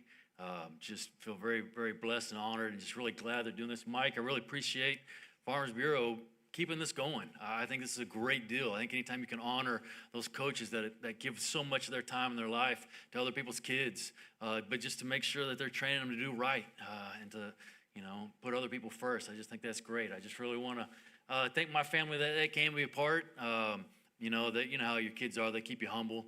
I got a call to, being told, hey, you're going to be in the Texas Hall of Fame. And I was like, oh, awesome. Do I need to send out text message or threads to get votes? And they were like, no, you're in it. And I was like, wow. I was like, so what do I have to do? And they're like, you just got to show up to the banquet. And I was like, all right, fair enough. I can do that. Rush home and tell my wife, I was like, babe, I got inducted to the Texas High School Hall of Fame. And she's like, really? I was like, yeah, I know. I don't get it either. And she's like, well, what do you have to do? Do we need to start telling people to come vote? And I was like, no. They just said I got to show up for the banquet. She's like, well, when's the banquet? And I was like, well, it's May 9th. And she's like, oh, I think your daughter has a graduation party. And I was the same way. I was like, wait, what? Wait, Texas High School Hall graduation party. Luckily, it was not on the same night. We got to come, and I got to be in the Texas Hall of Fame. And it's great about family. I'm glad my kids are here. They get to be a part of it and see. I remember, I told them I was going to be in it. You know how kids are. You're just dad. You're nothing special. And they were like, well, what do you give for it? And I was like, well, what do you mean? It's a Hall of Fame. And they're like, do you get a tax break? I was like, no. They were like, what, do they pay you? And I was like, no. And they're like, okay, great. So it is a great honor, and I'm really glad to be here. I'm really appreciative of the guys that put me in. Like all these guys say, you sit here, you never start your career, you never start playing thinking this is where you're going to end up. It was never a goal, it was never even a dream, never even a thought. I was just loved playing the game of football. I know I was blessed at it. I got to thank my brother.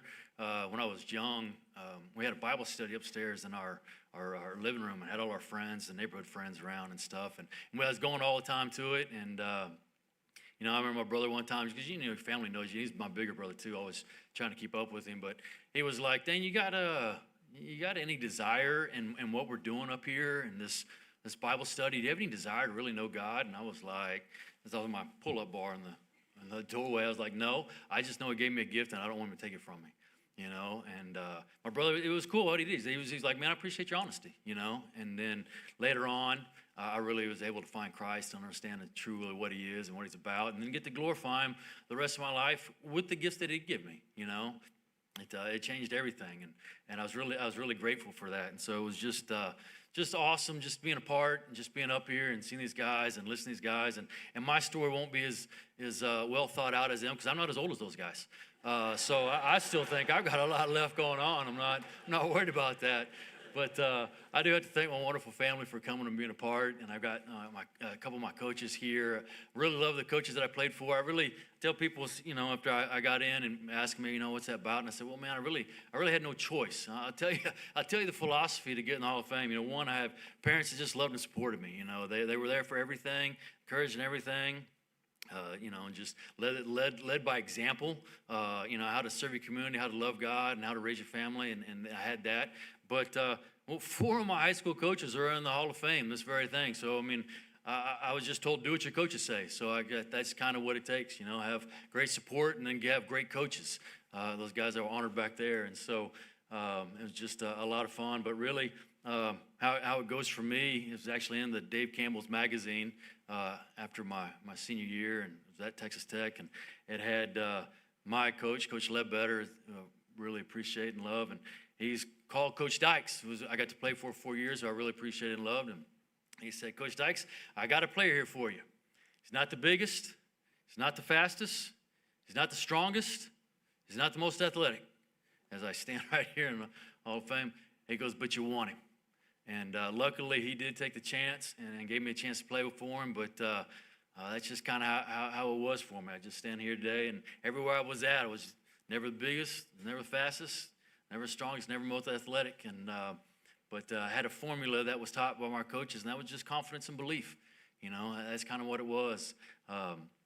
Everybody asked, you know, as it was at South Lake, and that time we were there was just so special, so much fun. We won a lot of games and a lot of sports, and did a lot of crazy things. And you know, we're always taught. I think it was funny. You know, we were just beating our head from our coaches. You know, high school should not be the best thing you ever did.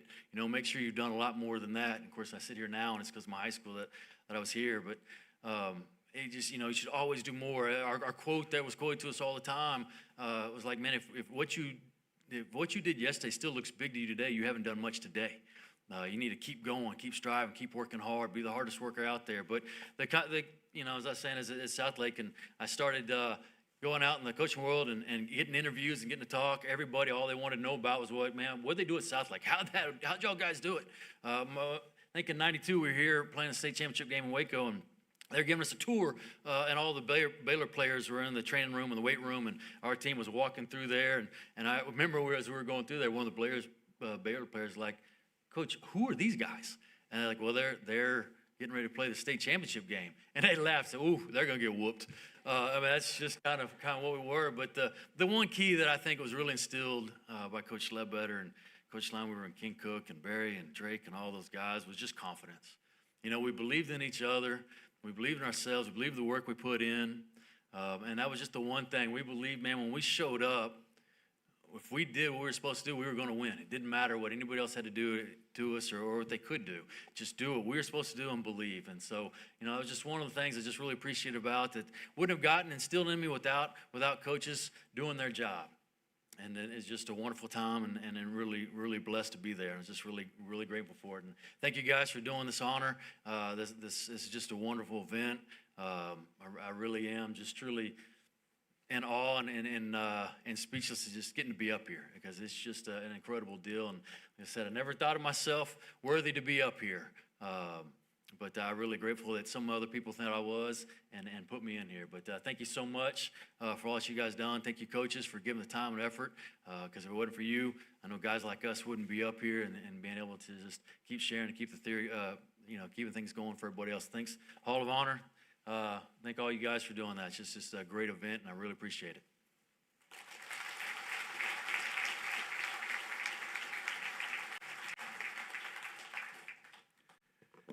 Now representing the Eddie Joseph Texas High School Football Hall of Fame coach category, Coach Cherry Cron, Bartlett, Commerce, and Mart High Schools. Coach Cron is renowned in Texas high school football as a premier program builder. First coach to win 3 state championships at 3 different schools in 3 different classifications. Remarkably achieved with 3 entirely different coaching staffs. His teams were on 142-32. 92 Bartlett showed grit character by winning several games in the final seconds to win the 1A state championship. 1999 Mart, one of the best teams of all time, dominated opponents, won the 2A Division I state championship, and the following year, Cron returned to the championship game with a 30-0 record but lost to Salina 21-17. A year later, Cron guided Commerce to the 2001 Class 3A Division II championship with a win against LaGrange 14-11. He received numerous accolades during his career, including recognition, Dave Campbell's Texas Football Magazine, among the 50 best coaches in Texas high school football history. The UIL 100 Anniversary Top 100 Coaches. Named Coach of the Year 3 times by the Texas Sports Writers Association, 2000 Reebok Coach of the Year Award, and received the Gatorade Coach Who Makes the Difference Award. He was inducted into the Hall of Honor at Mansfield-Timberview High School, Bartlett High School, the 2011 Hall of Fame at Eastern New Mexico University, where he was a 4-year starter as a tight end and punter and earned Outstanding Player Award. His final year or final coaching stop was Timberview, where he was the inaugural head coach tasked with laying the foundation for a school at thriving Mansfield, Texas. Under his leadership, they made the playoffs in 4A and 5A, the first to reach the quarterfinals from 2006 to 2009. And in 2022, Mansfield ISD named their new facility the Terry Cron Multi-Purpose Athletic Complex, a distinction he holds in high esteem. Coach Cron retired in 2009, leaving a legacy that continues through his family and his children, Christopher and Brooke, are successful basketball coaches. His grandson, Austin, beginning his coaching career. Cron's pride extends to other grandchildren, Cassidy, Caitlin, Bryce, and Levi, whose achievements bring him great joy. Now, please welcome, part of the 2026 Texas High School Football Hall of Fame, Coach Terry Cron.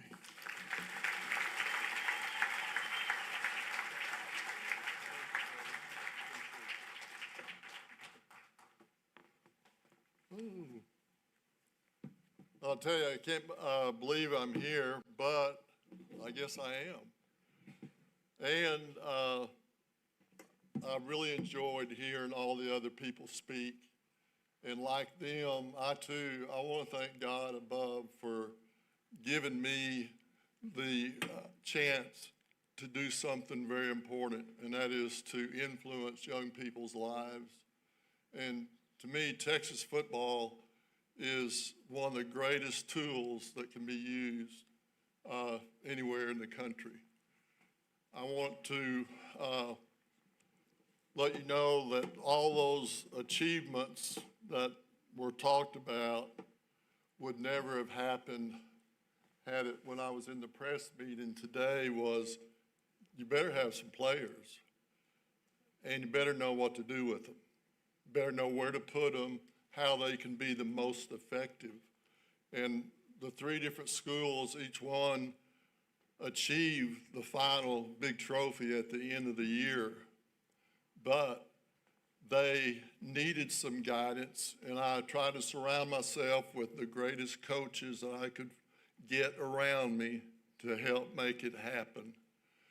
And then I think I know who nominated me. I think everybody already knows this guy, is Quan Cosby. Quan, oh, you're over there. You're the one that nominated me, aren't you? He said, I have no idea. He didn't want to admit. And I thank the committee for selecting me, whoever it was that nominated me. But all I tried to do my whole career was to do my best, and I'm very humbled to be here standing in front of you tonight. I was fortunate enough to coach, like I said, some great athletes. One was mentioned, and he can't be here. He had a baby son today, and that was Claude Mathis. He was my all-state tailback and defensive back at Bartlett, where we won, where I was part of the first state championship, and that was in 1992. Ples Atkins was my great quarterback and went on and played at Iowa for Hayden Fry and did great. And he is a coach also. Like I said, a chance to coach young men, and I even coached some girls sports too. When I was assistant coach, I coached tennis and other things, and golf. And that's one thing I can still do pretty good is golf.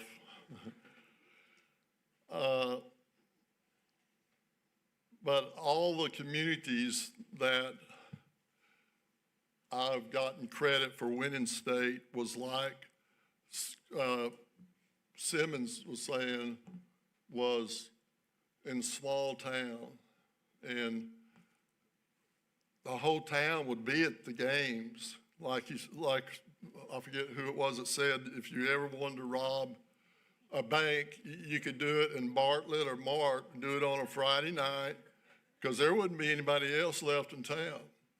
We had more people at games than we had on the population of those two towns. But that's the truth, and I could relate to what he was talking about. I am, like I said, humbly blessed, and if you know me, you know I can talk a lot about people I love and I'm close to. And I've already mentioned Quan. He was everything at Mart, Texas. They were the best 2A team that I've ever seen. And I know they at Marks can get in arguments about which state champion team was the best, but I guarantee you none of those that's won. I'm not taking anything away against them, but I'm not taking anything away from my 99 team. I would have bet my house on it that we would kick butt and take names against any of those. But it's funny, I really enjoyed the small towns because everybody got involved. We had parades, we had the fire trucks going downtown with the players on top, and just loved and appreciated for what they did. Next place I went to, they mentioned, was Mark, Texas, right outside of Waco. And of course, that's where I had Cron, and Plez and Claude at Bartlett were the two top-notch players. And I've had, like you said earlier, you better have some linemen, and I've got a lineman or two here that I need to give them credit to. If they don't do their job, it's not going to get done. My wife says that all the time.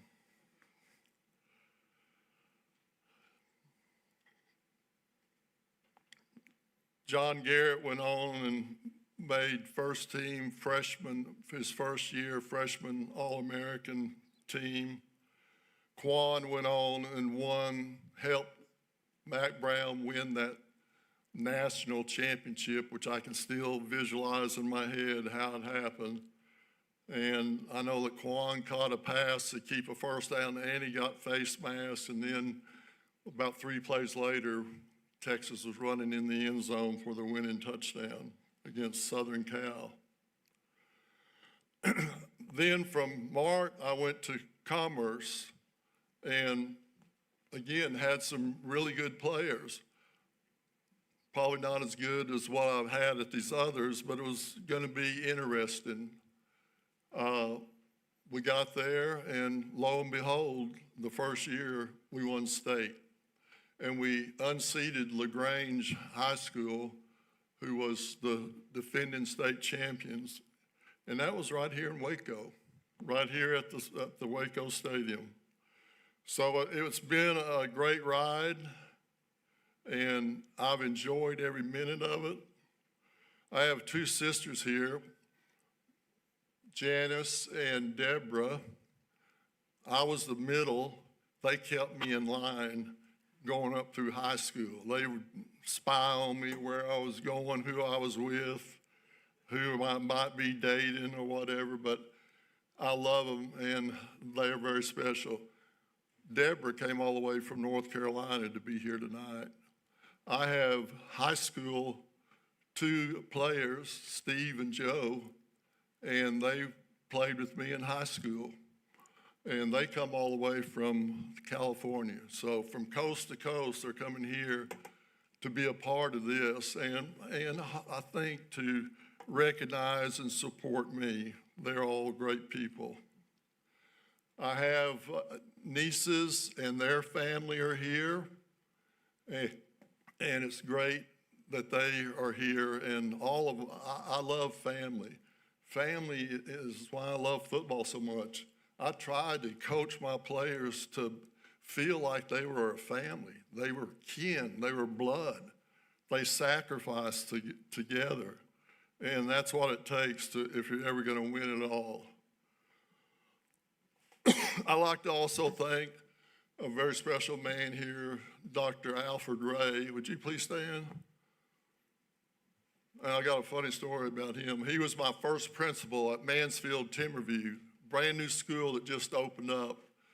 And my first game at Mansfield, after leaving Commerce, and we had some really good teams at Commerce, but I told my wife I've never tried starting in school from brand new. They never played a game. The bad thing was the school was going to be combined by Summit and Mansfield High, who didn't like each other. And I knew I was in trouble when I just hired a new coach, and we were driving up to the weight room, to the field house. And outside the doors to the field house were probably, and I'm not exaggerating, 10 to maybe 15 bicycles leaning against the wall or laying on the grass. And I told this new coach, I said, oh, it's going to be a long year. None of those guys had a driver's license. They rode their bikes to the summer weight program. We had a JV team literally facing Mansfield Summit, who was just awesome, and Mansfield High. And none of the players they didn't have to come to Timberview. So if you were any good, they stayed at their other schools. I'm not going to Timberview. And we had one senior on that ball club. We did beat one team that year, Abilene, anyway, my wife tell me, I'm 77 and I don't remember as good, but the next year we played that same team and we beat them 60-7. We had beat them the year before, like 21-17. But long story short, we had a foundation to lay, and I want to have Brandon Rossi. Would you please stand? Brandon Rossi was the first quarterback at Mansfield Timberview. He had to get behind that line that was almost non-existent. And every week I would meet with the quarterbacks, and I would always leave Brandon the last one to leave. And we were going over the scouting report, who to look out for, which, and he was like a son to me. And it just broke my heart. I knew what was going to happen. He led our district in being sacked, which is no lie. He led the whole district in being sacked if you combined them all together. It was just, I felt sorry for him. I wanted to cry, but I had to be that strong coach. I said, Brandon, we just got to keep positive. We just got to hang in there. We're laying the foundation. We're going to get her done. And then when he would leave, I'd say, dear God, please forgive me. But that guy, he went to state and track in the 400, the 4x1, and it was so neat to see him. He was talented, but he had very little help. Well, after that year, we got better. The next year, we got pretty dang good. But those first years, they had to lay the foundation. And I remember telling them on the bus, hey guys, we're driving up to our school after a game, and we had a beautiful campus. And I said, see that campus? This sports program, you're laying the foundation. And you've got to have a strong foundation if good things are going to happen. And I'm so proud of them. I've talked more about the team that didn't win state than the others, but what I'm talking about is coaching is so important. And those players still text me or call me, say, Coach, I remember those things that you said. And one thing that we would never forget, you said, your coaches, your players, to my coaches, I'd say, they don't care how much you know until they know how much you care. And my coaches caught on to that, and I mean, they taught it, and our players knew that my coaches cared about them. And that is so strong. God's love for us and people that you're around believe in you. That is so important. And I give credit to my wife. Oh, brother, I would hate to forget that. You gotta have a good wife. She has been behind me from day one. We met in college.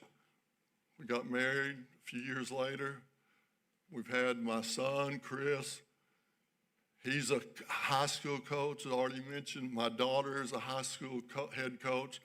and athletic coordinator, and the coaching is in the blood. And so it must be something that they really believed in. And I'm so proud that my legacy will live on, because now what I've got to look forward to, I only have one grandkid that's still playing, and he'll be a senior next year. But I've watched all of my two granddaughters and my other two grandsons. One is at Tech, and he's playing for the girls' team. He's on the practice squad, and he wasn't going to do it this year, being his fourth year, I think. And Coach begged him, said, Bryce, you're 6'4", you move, you know stuff. When I call a defense, he was raised in a coaching family. And you got to be here for the Tech Red Raiders. We went to a game against, at TCU, and all the girls from Tech saw that we were sitting on the front row. And they, oh, Bryce is here. And they all run over there, giving them five, and coach is wanting them to finish warming up. But that's the kind of people that's in my family. They've got character, they believe in God, and they're doing the things right in their life. And I want to pass that on to as many people as I can. I've tried to do my best, and I'm so blessed for you to sit here and listen to me talk, but it's very important stuff to me. And I can't wait to see here next year who are coming. I appreciate the committee that voted for me and Quan that nominated me. Y'all have a good evening and have a safe trip home. God bless.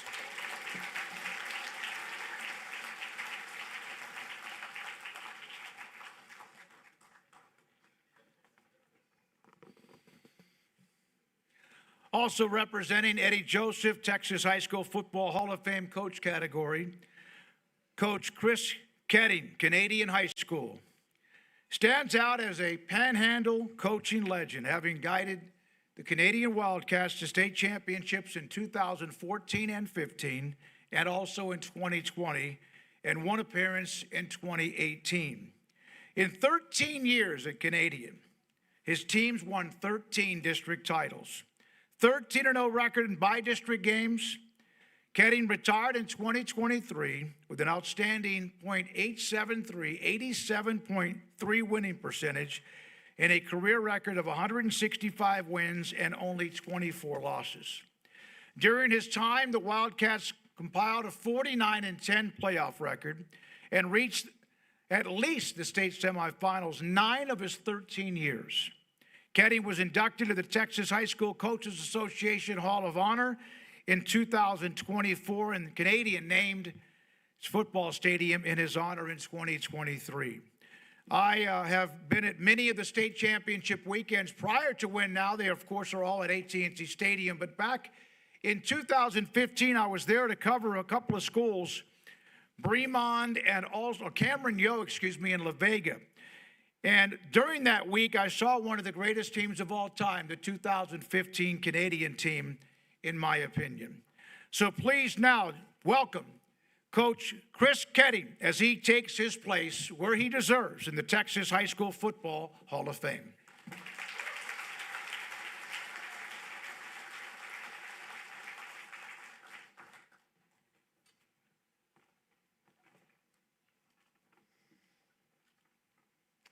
All right.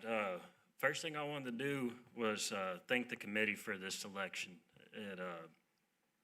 It's an honor accepting this, talking for my dad, and accepting this for him. I know he's so excited. I know when he called me, he was through the roof about it. This means a lot to him. And I kind of think back, probably about 16 or 17 years ago, when we got the call that my dad was going to be the head coach, and I was probably about 10 or 11, and that was like one of the happiest days of my life as a coach's kid, him getting to be the head coach. And then, you flash forward to right now, and we're sitting up here, and he's getting awarded this real prestigious award. It's it's just crazy thinking about everything from that point till now. I'm not going to be long, but I think one thing whenever I think about my dad coaching, I just think of humility. And he never took himself too serious. You could joke with him. He was open to it. I think with the humility part, one thing he always tried to do was surround himself with, coaches that were better than he was almost. Canadian, when he was coaching, there's probably 6 or 7 head coaches out there coaching with him as assistants, or they could have been head coaches anywhere else. So, I'm super proud of him. I'm honored here to be his son and be talking for him. And I'm proud of him. So. We're still up there. Whenever I graduated college and I was trying to get a job, going through interviews, the job I'm at right now, whenever I went and did the first interview, I got called back for a second one, and my now boss, he asked me, he said, I searched you up on Google, and I didn't really see a whole lot about you, but I did see all this stuff about your dad. He's this really good coach. He's got all these awards. He's won all these games, state championships, all this. And he asked me, he said, what are the 3 most important things that you've learned from your dad, playing under him and, just him being your dad? And I thought to myself, I was like, man, it might be probably the easiest interview question I'll probably ever get from here on out, And, first thing I told him was he was always all about teamwork. There was never any ego, nothing, all the players, they always knew if you want to be good in anything, you always have to, fall back on your teammates, trust them, always work together. And that was really important for him. And the other thing, kind of like Jack was saying, was to always stay humble. No matter how many games you win, how many state championships, any of that, you just always have to, remain humble and thank the people around you that helped you get there, because you can never do anything on your own. It doesn't matter what it is, even if it is something, where it's just you getting awarded for something. There's all these coaches, family, friends, all these people that have always, backed you up, helped you get here. And then the last thing was to just always have a big work ethic. My dad, I can vouch for him. I think he was one of the hardest workers I've ever seen. I think anybody that's ever worked with him, played for him, ever known him, I think they would say the exact same thing. And that's just one of the things or those 3 things, I try to just always implement them in everything that I ever do. I got a long way to go to get, to where he's at. But I just want to say thank you for always leading by example and, doing everything the right way. It's been, quite the ride. I know all of our family, friends over here, I know they would say the same thing, and we're just all very thankful that this committee, they selected you.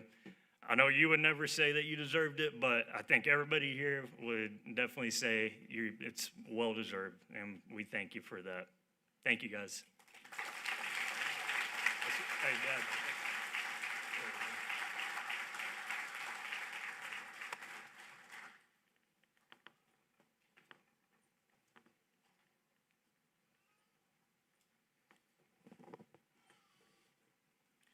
By the way, the jackets that are being worn by this year's inductees, and last year the tradition began, and what an honor it is to have one, is Carlton Dixon with Reveal Suits. If you're a former inductee and you are interested in buying a jacket at a discounted price, you can contact Carlton, who is here tonight, Adam Hochfelder, and of course others who have been very involved in that too.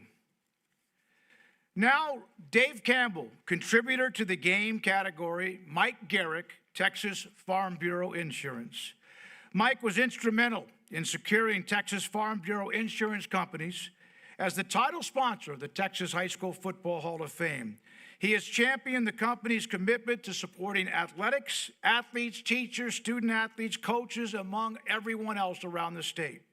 Under his leadership, Texas Farm Bureau Insurance Companies became visible and dedicated to supporting Texas high school athletics, sponsoring the UIL State Championships, UIL Lone Star Cup, the Texas High School Coaches Association Coach of the Year Awards and Rock Mentoring Program, Dave Campbell's Texas Football, and Texas High School Football Hall of Fame and Induction Banquet. While being a longtime supporter of Texas high school football, Mike served in various roles in his 44-year career at Texas Farm Bureau Insurance. He became the executive vice president of the companies in 2019. His certifications include Chartered Property Casualty Underwriter, rated as the most valuable credential for demonstrating insurance and leadership skills, and ARE, a professional designation focusing on reinsurance risk management, contracts, and treaty knowledge. He also received the Raymond Mock Leadership Award for his notable contributions to the Texas property and casualty insurance industry. Mike and his wife, Cindy, have been blessed with 2 sons, 2 daughters-in-law, as well as 4 amazing grandchildren. Mike Anderson has told this story before when he sat down with Mike Garrick at Texas Farm Bureau Insurance, and I may have said this before, because they needed help. Sat down with Mike, and Mike said, let's do it. Let's get it done. Sponsoring this entire dinner tonight, sponsoring the banquet, sponsoring so much. I've had a conversation, Carl Ellis, who's a part of it too, with Texas Farm Bureau Insurance for what I try to do every year in honoring senior student athletes who excel, the elite student athletes around Central Texas, and they have also given me their support too, and I can't thank them enough. I know that tonight his brother Phil is looking down, so proud of his brother Mike. Tom, it was great to meet you earlier tonight. Ladies and gentlemen, welcome to the Texas High School Football Hall of Fame, the Dave Campbell Contributor of the Year Award, to Mike Garrick.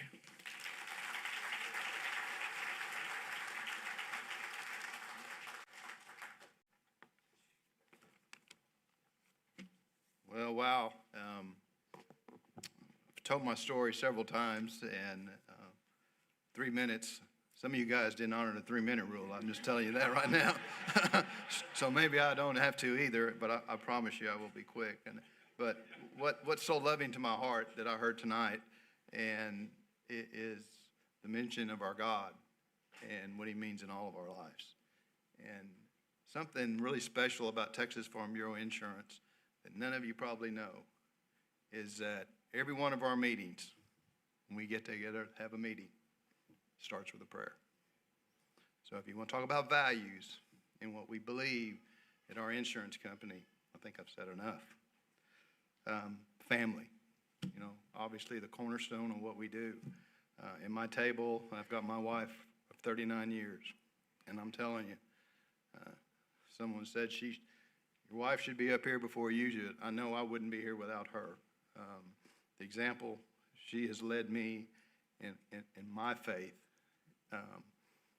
as being my wife, and someone that looks, as I said, looks like this could get that. I mean, it's got to be God's hand. I mean, there's just no way. But you know, her guidance and what she's done with our 2 boys, our 2 daughter-in-laws, and our grandchildren. I have older son Craig and Kathy that are not with us tonight, and our oldest granddaughter Ava, who's down in Houston at Syntex Volleyball. Heard about the prom. We couldn't do anything about that Syntex Volleyball because she loses her rotation if she didn't go to the tournament. So you know what you have to do. But we're really pleased that we have our second grandson, Bowen, with us tonight. We spent about 3 hours in Robinson at a tennis tournament. He played 3 matches and came in 3rd, and he's sitting out there tonight, and we love you dearly. I have my other son, Chris, and our daughter, Mallory, and our beautiful granddaughter, Wren. And then I've told a lot of folks, if y'all don't behave, I'm going to turn my other grandson, Wells, on you, and we'll get out of here pretty quick. But he's over there doing something, but he's had 3 baseball games today. So we've had a busy day. Also at my table, I'm really fortunate to have Bill and Kathy Brooks. Bill took my place. We've been friends for over 30-something years. That's family at Farm Bureau. And Bill took my job. His wife, Kathy's been part of our family for a long time, so we're really blessed. And I think Bill wouldn't mind me saying this. He believes what I believe and what the Farm Bureau Insurance Company believes about what we do here. So if there's any concern about this continuing, you don't have to worry about that. And I have Carl Ellis. I know Smoke mentioned Carl, but when you think about this event, there's always somebody behind the scenes that's doing all the work. He's our marketing officer, and I know a lot of times he bites his lip and stuff when I told him to go do something, but that's all you had to do, tell Carl. When we started this relationship, we got to figure out how to make this work. They need us, and I'll talk about that in just a minute. Also at our Farm Bureau table, I've got Lynn and Joy Elliott. I don't think some of you Texas Tech Red Raiders, I don't think I have to introduce Lynn Elliott to you, but the great field goal kicker, the Cowboy field goal kicker, and his wife Joy. We have a special family relationship with those 2 individuals and their kids, Emily, Remy, and what we used to call little Eli, but he's not little Eli anymore. And you guys need to start reading Waco Sports starting next year. You probably start seeing Eli Ellie start popping up because he's quite the athlete. And also at our table is Mike Voigt. Mike Voigt's been a friend of our family, one of our claims officers, and his wife Stacy. Stacy was as principal over at South Bosque, and then now working at Baylor. But thank you for coming, Mike. And then Jason and Lori Yannick. Jason's from West. I'm from West. Jason's dad, who we lost to cancer, was a good friend of my brothers Tom and Phil, and they grew up together. But when you talk about family, we have 4 Yannick brothers working at Texas Farm Bureau Insurance.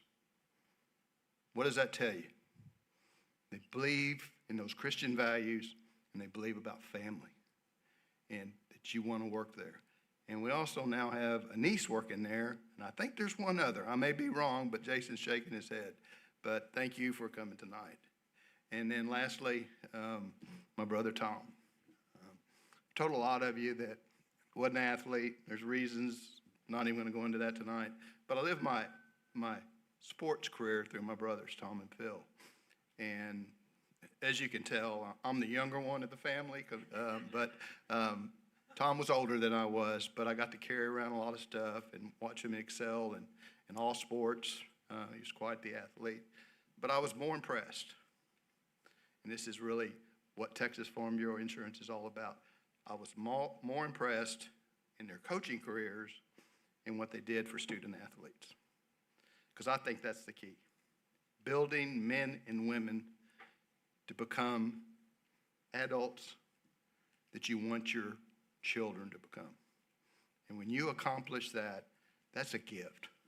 And God gives you that gift. And I went a different way, obviously for some other reasons, but it was also for the reason, I don't know how you do that. I mean, I don't know how you give all of that all the time, and watching him do that and watching Phil do that, because they were both coaches, and I think it's quite the story. As far as Farm Bureau Insurance and giving back and what we do here, that kind of started something that just has evolved into something that's really special.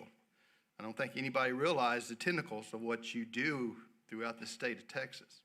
We started in rural Texas.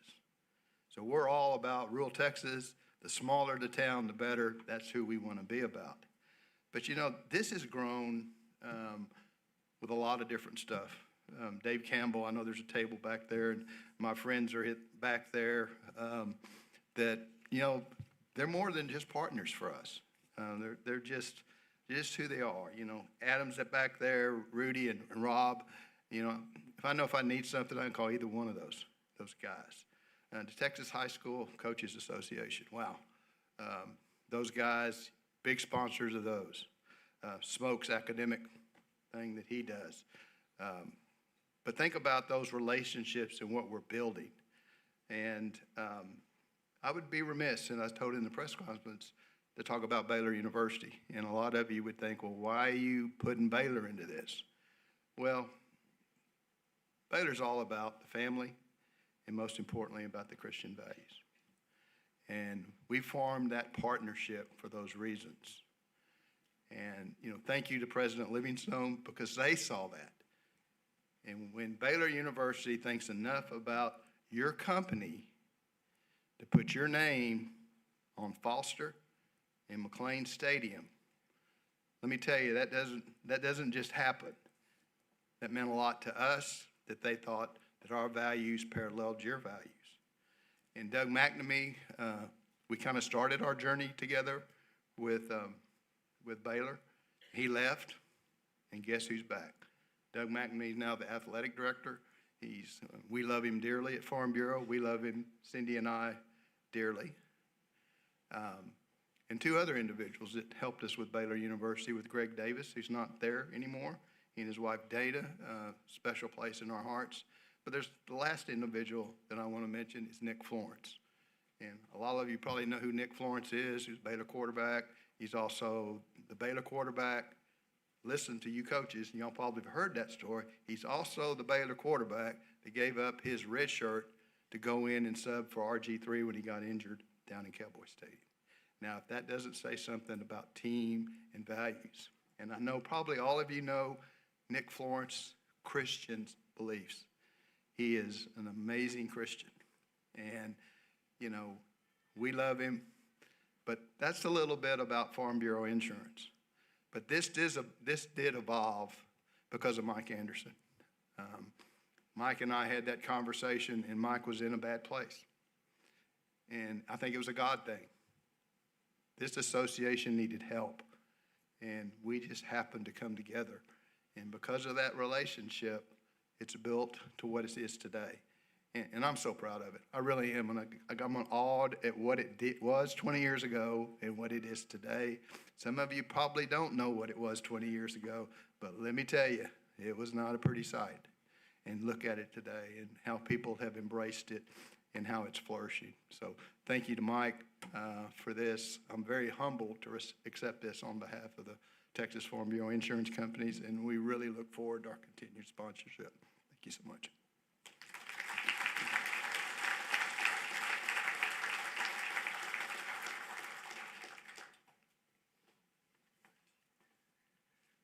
Steve Slate is in the back with the large portrait umbrellas.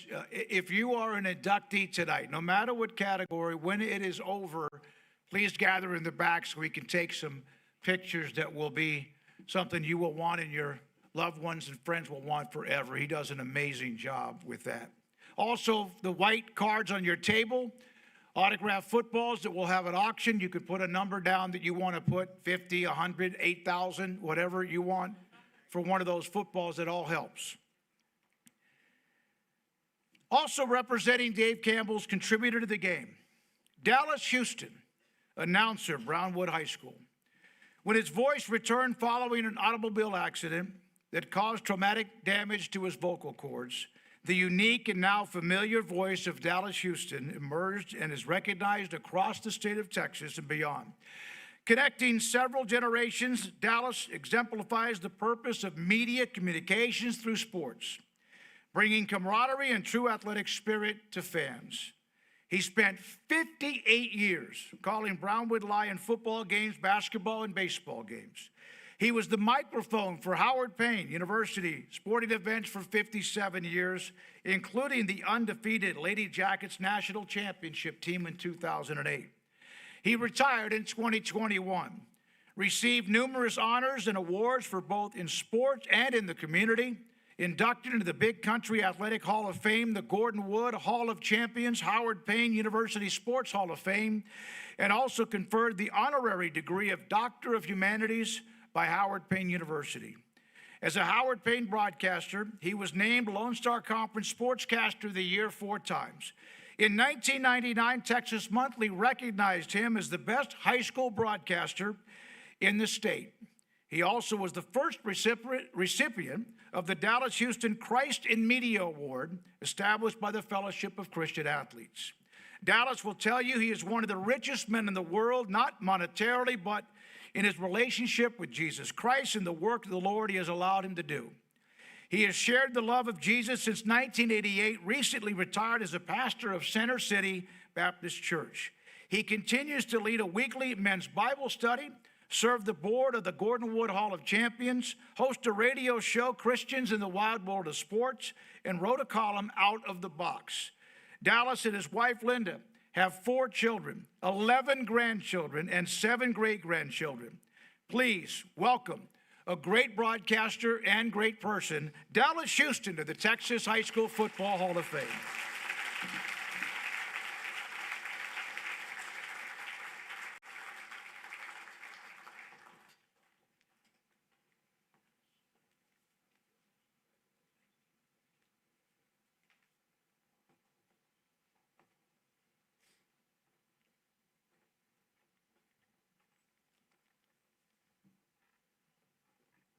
Well, thank you.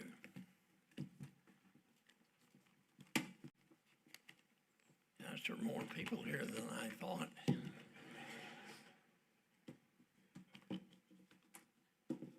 I'd like to say there's a guy from Brownwood, not in Brownwood at the moment. Name is Thomas Hickman.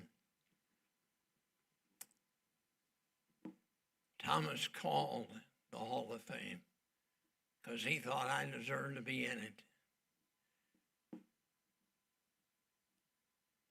And then one day,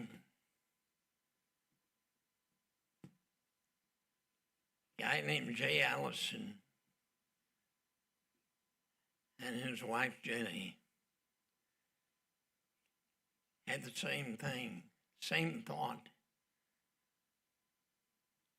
And then they got a guy named Jerry, who I think made a phone call.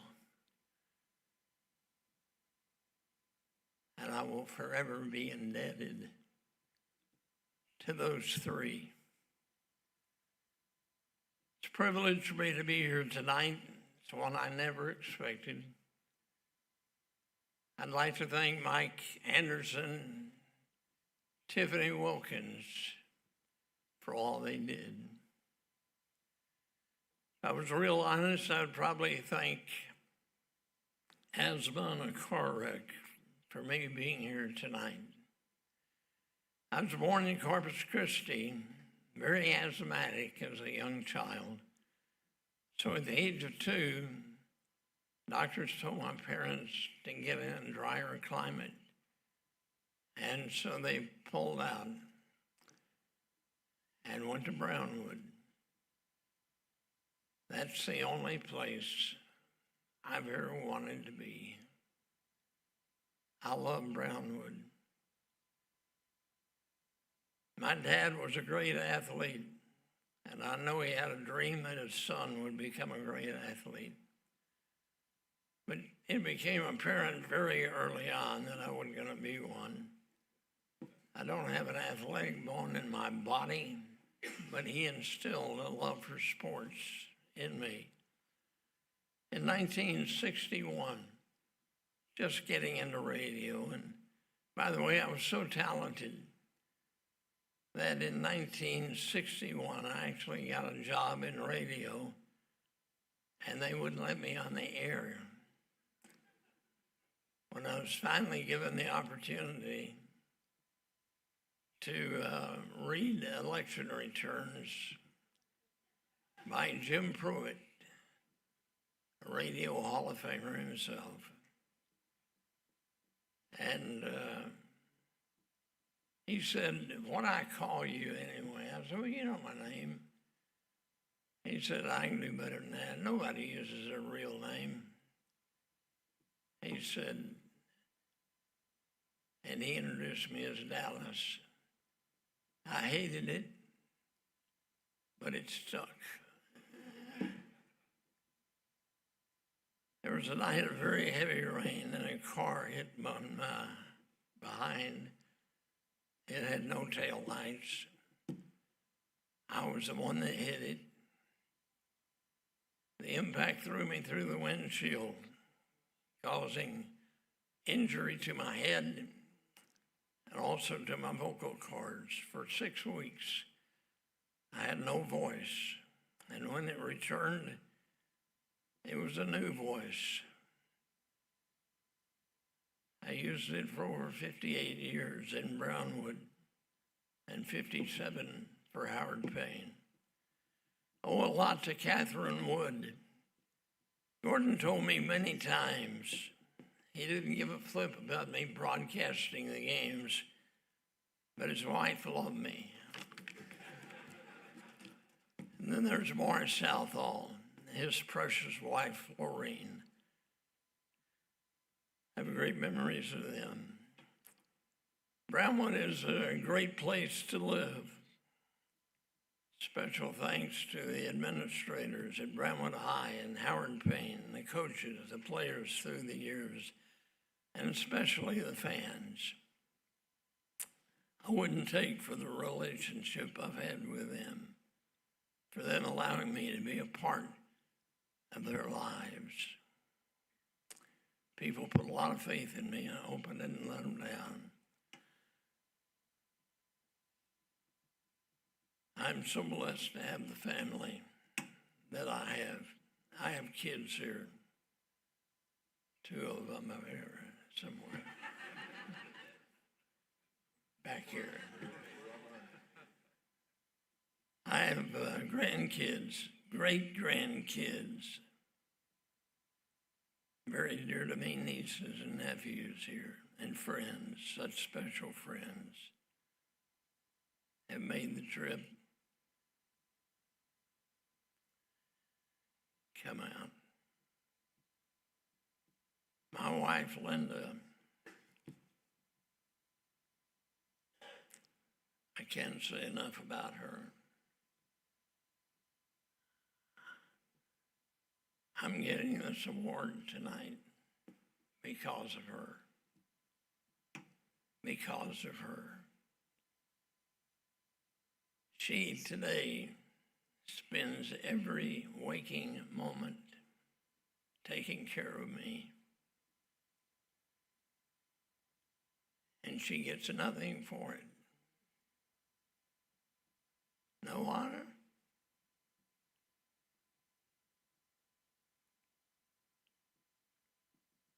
She is more special to me than I can put into words.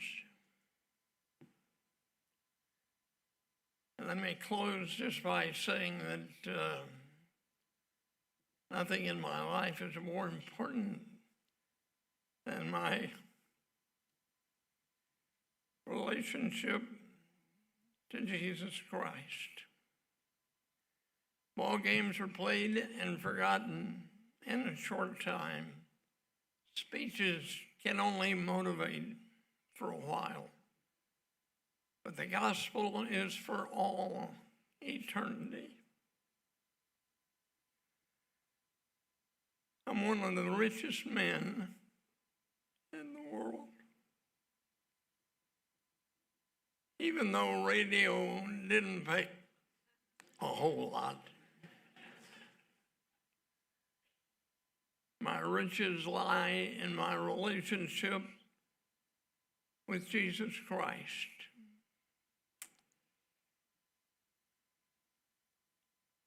He has made all the difference in my life. Until next time, so long.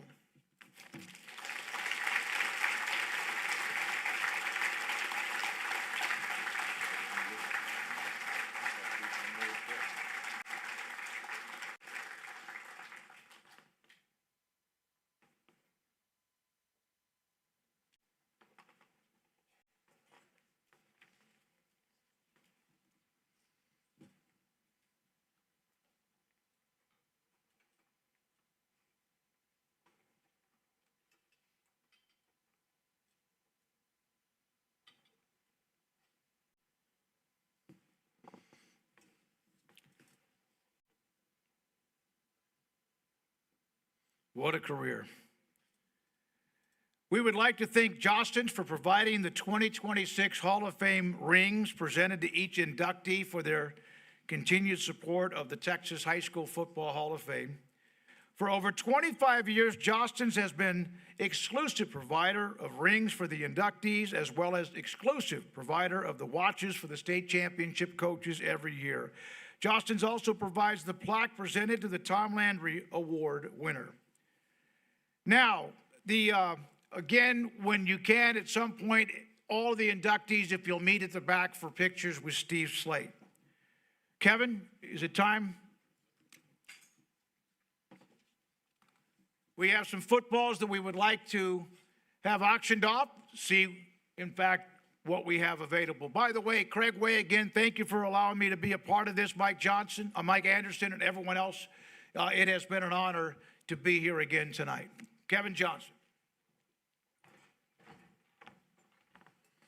Okay, ladies and gentlemen, first let me congratulate all our state championship coaches, all our inductees. It is a privilege being able to have this induction banquet every year. We enjoy doing that. A big thank you to the Texas Farm Bureau for their partnership in this and helping us do that. Now, on your table, you will find there's a white card there. It's a bid card for these autographed footballs. We have 10 of these autographed footballs that each of the inductees signed. So if you want to be a part of Texas history or walk away here with a little bit of part of Texas history, you have an opportunity because we only have 10 of these. So we ask that you be as generous as you possibly can. I have board members that are scattered around that will, if you'll hold the card up, write down bid that you want to put on there. We'll take the top 10 bids, and then those top 10, we'll come back in a little while and announce those. I would like to say that all the proceeds we get from the silent auction and from these footballs, we put back into helping in the banquet and as well as keeping the exhibit. And if you've not had an opportunity to see the exhibit at the Sports Hall of Fame, I encourage you to go do that because it's an awesome little exhibit to go in there and see all the, part of the Texas high school football history as well as all just sports history in general. But we ask that you be as generous as you possibly can. Hold them up high, and the board members in black shirts will be walking around. They will pick those up from me, and I will be back in just a little while to announce our 10 winners of this. Thank you.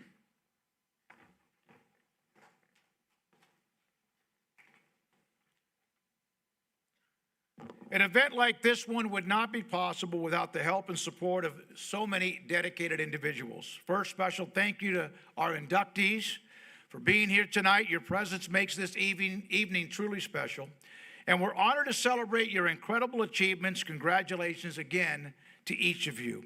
Congratulations to the Gordon Award winners, Gordon High School and Ingram Tom Moore High School. To Tom Landry Award winner, Longview Assistant Head Coach Oscar Wilson. A special acknowledgement goes to Texas High School Football Hall of Fame board members. Gentlemen, would you please stand to be recognized with a round of applause?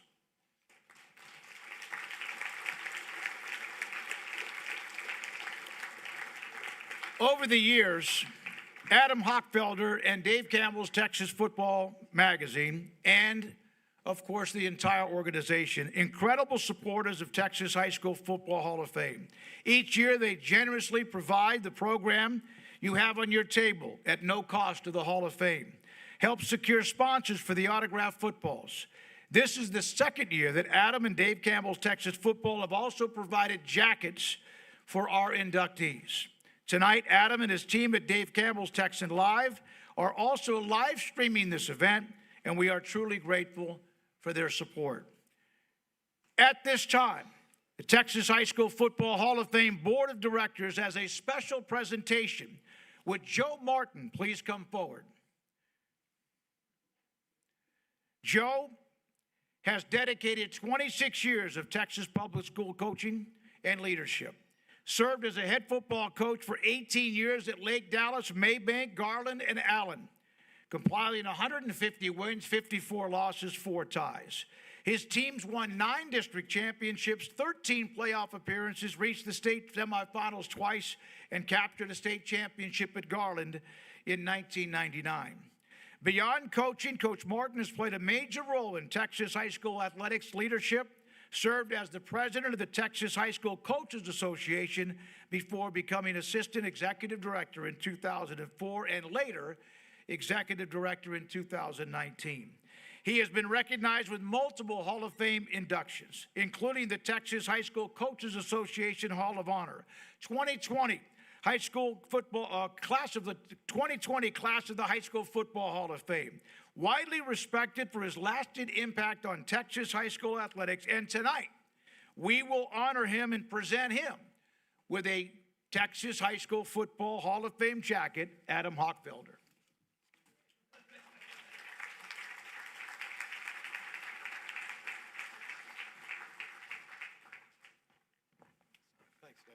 Thanks, David. Thanks, Adam. Thanks to the Hall of Fame board for this honor. It's a terrific honor. When we started today, I thank you guys for being here for Texas high school football. This is not about me. This is about representing Texas high school football and having an opportunity and a platform to be able to promote it and protect it. We talk all the time about Friday Night Lights, and high school football in this state's woven into our Texas flag. It's the culture. It's what we do on Friday night. It's what we have enjoyed for a long, long time. We don't need to forget it's really special. It's way different in this state than any other state. It's harder and harder to keep it the way it is, community-based and education-based athletics. Whether it's Hawkins or Southlake or Tom Moore or any points across the state of Texas, when we turn out, when you turn out, when our communities are supported and support high school football, the people that play it and the coaches that coach it and the game itself, the impact that it has on our state, as we get into the near future, please be aware of some of our initiatives and the things that we're doing in promoting high school football, whether it's on the NFL or our college game day or Texas Live with Adam and Dave Campbell's Texas Football. Please, I want your expectations to continue to be high and continue to support some of those initiatives that we have along with UIL starting very, very soon, and you'll see them. Thank you very much. I'm very honored and humbled. Thank you.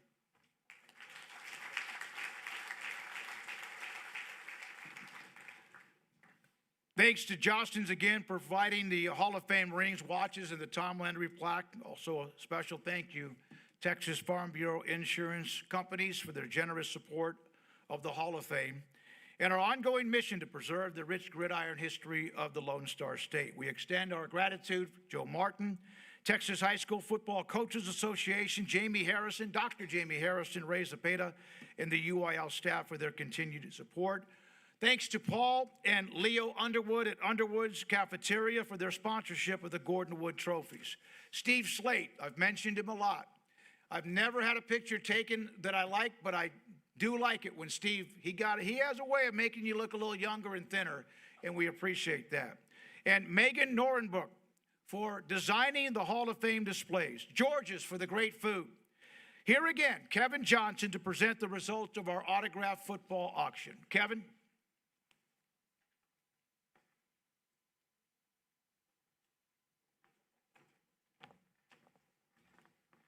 Okay, I'm going to call out the 10 winners we have, the autographed footballs, and then we will come up and give you the results of the silent auction as well.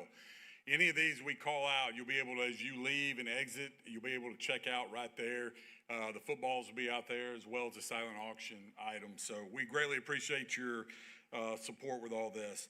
I have Miles Allison, Jerry Sims, Jeff Spearman, Bill and Kathy Brooks, David Grooms, Horace Beard, Mike Garrick, Kathy Morton, Lynn Elliott, and William Halliburton.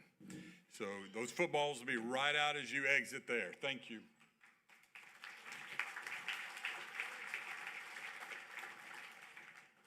As Kevin said, we want to thank everybody for supporting the Texas High School Football Hall of Fame with your generous donations to the silent auction tonight. I'll read off the names. Apologies in advance for any mispronunciations. So winners tonight were Julie Harriman, Wells Doherty, Rosemary Ketting, Samuel Morton, Larry Overby, Dean Campbell, Nikki Espry, Donald Reedy, Andrea Johnson, Kaylin Johnson, Logan Allison, Lucas Allison, Dee Dee Lynch, Cindy Garrick, Caitlin Cron, Chris Doherty, and Hervey Pledger.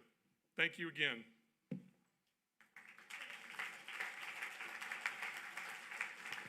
Please drive safely wherever you go tonight.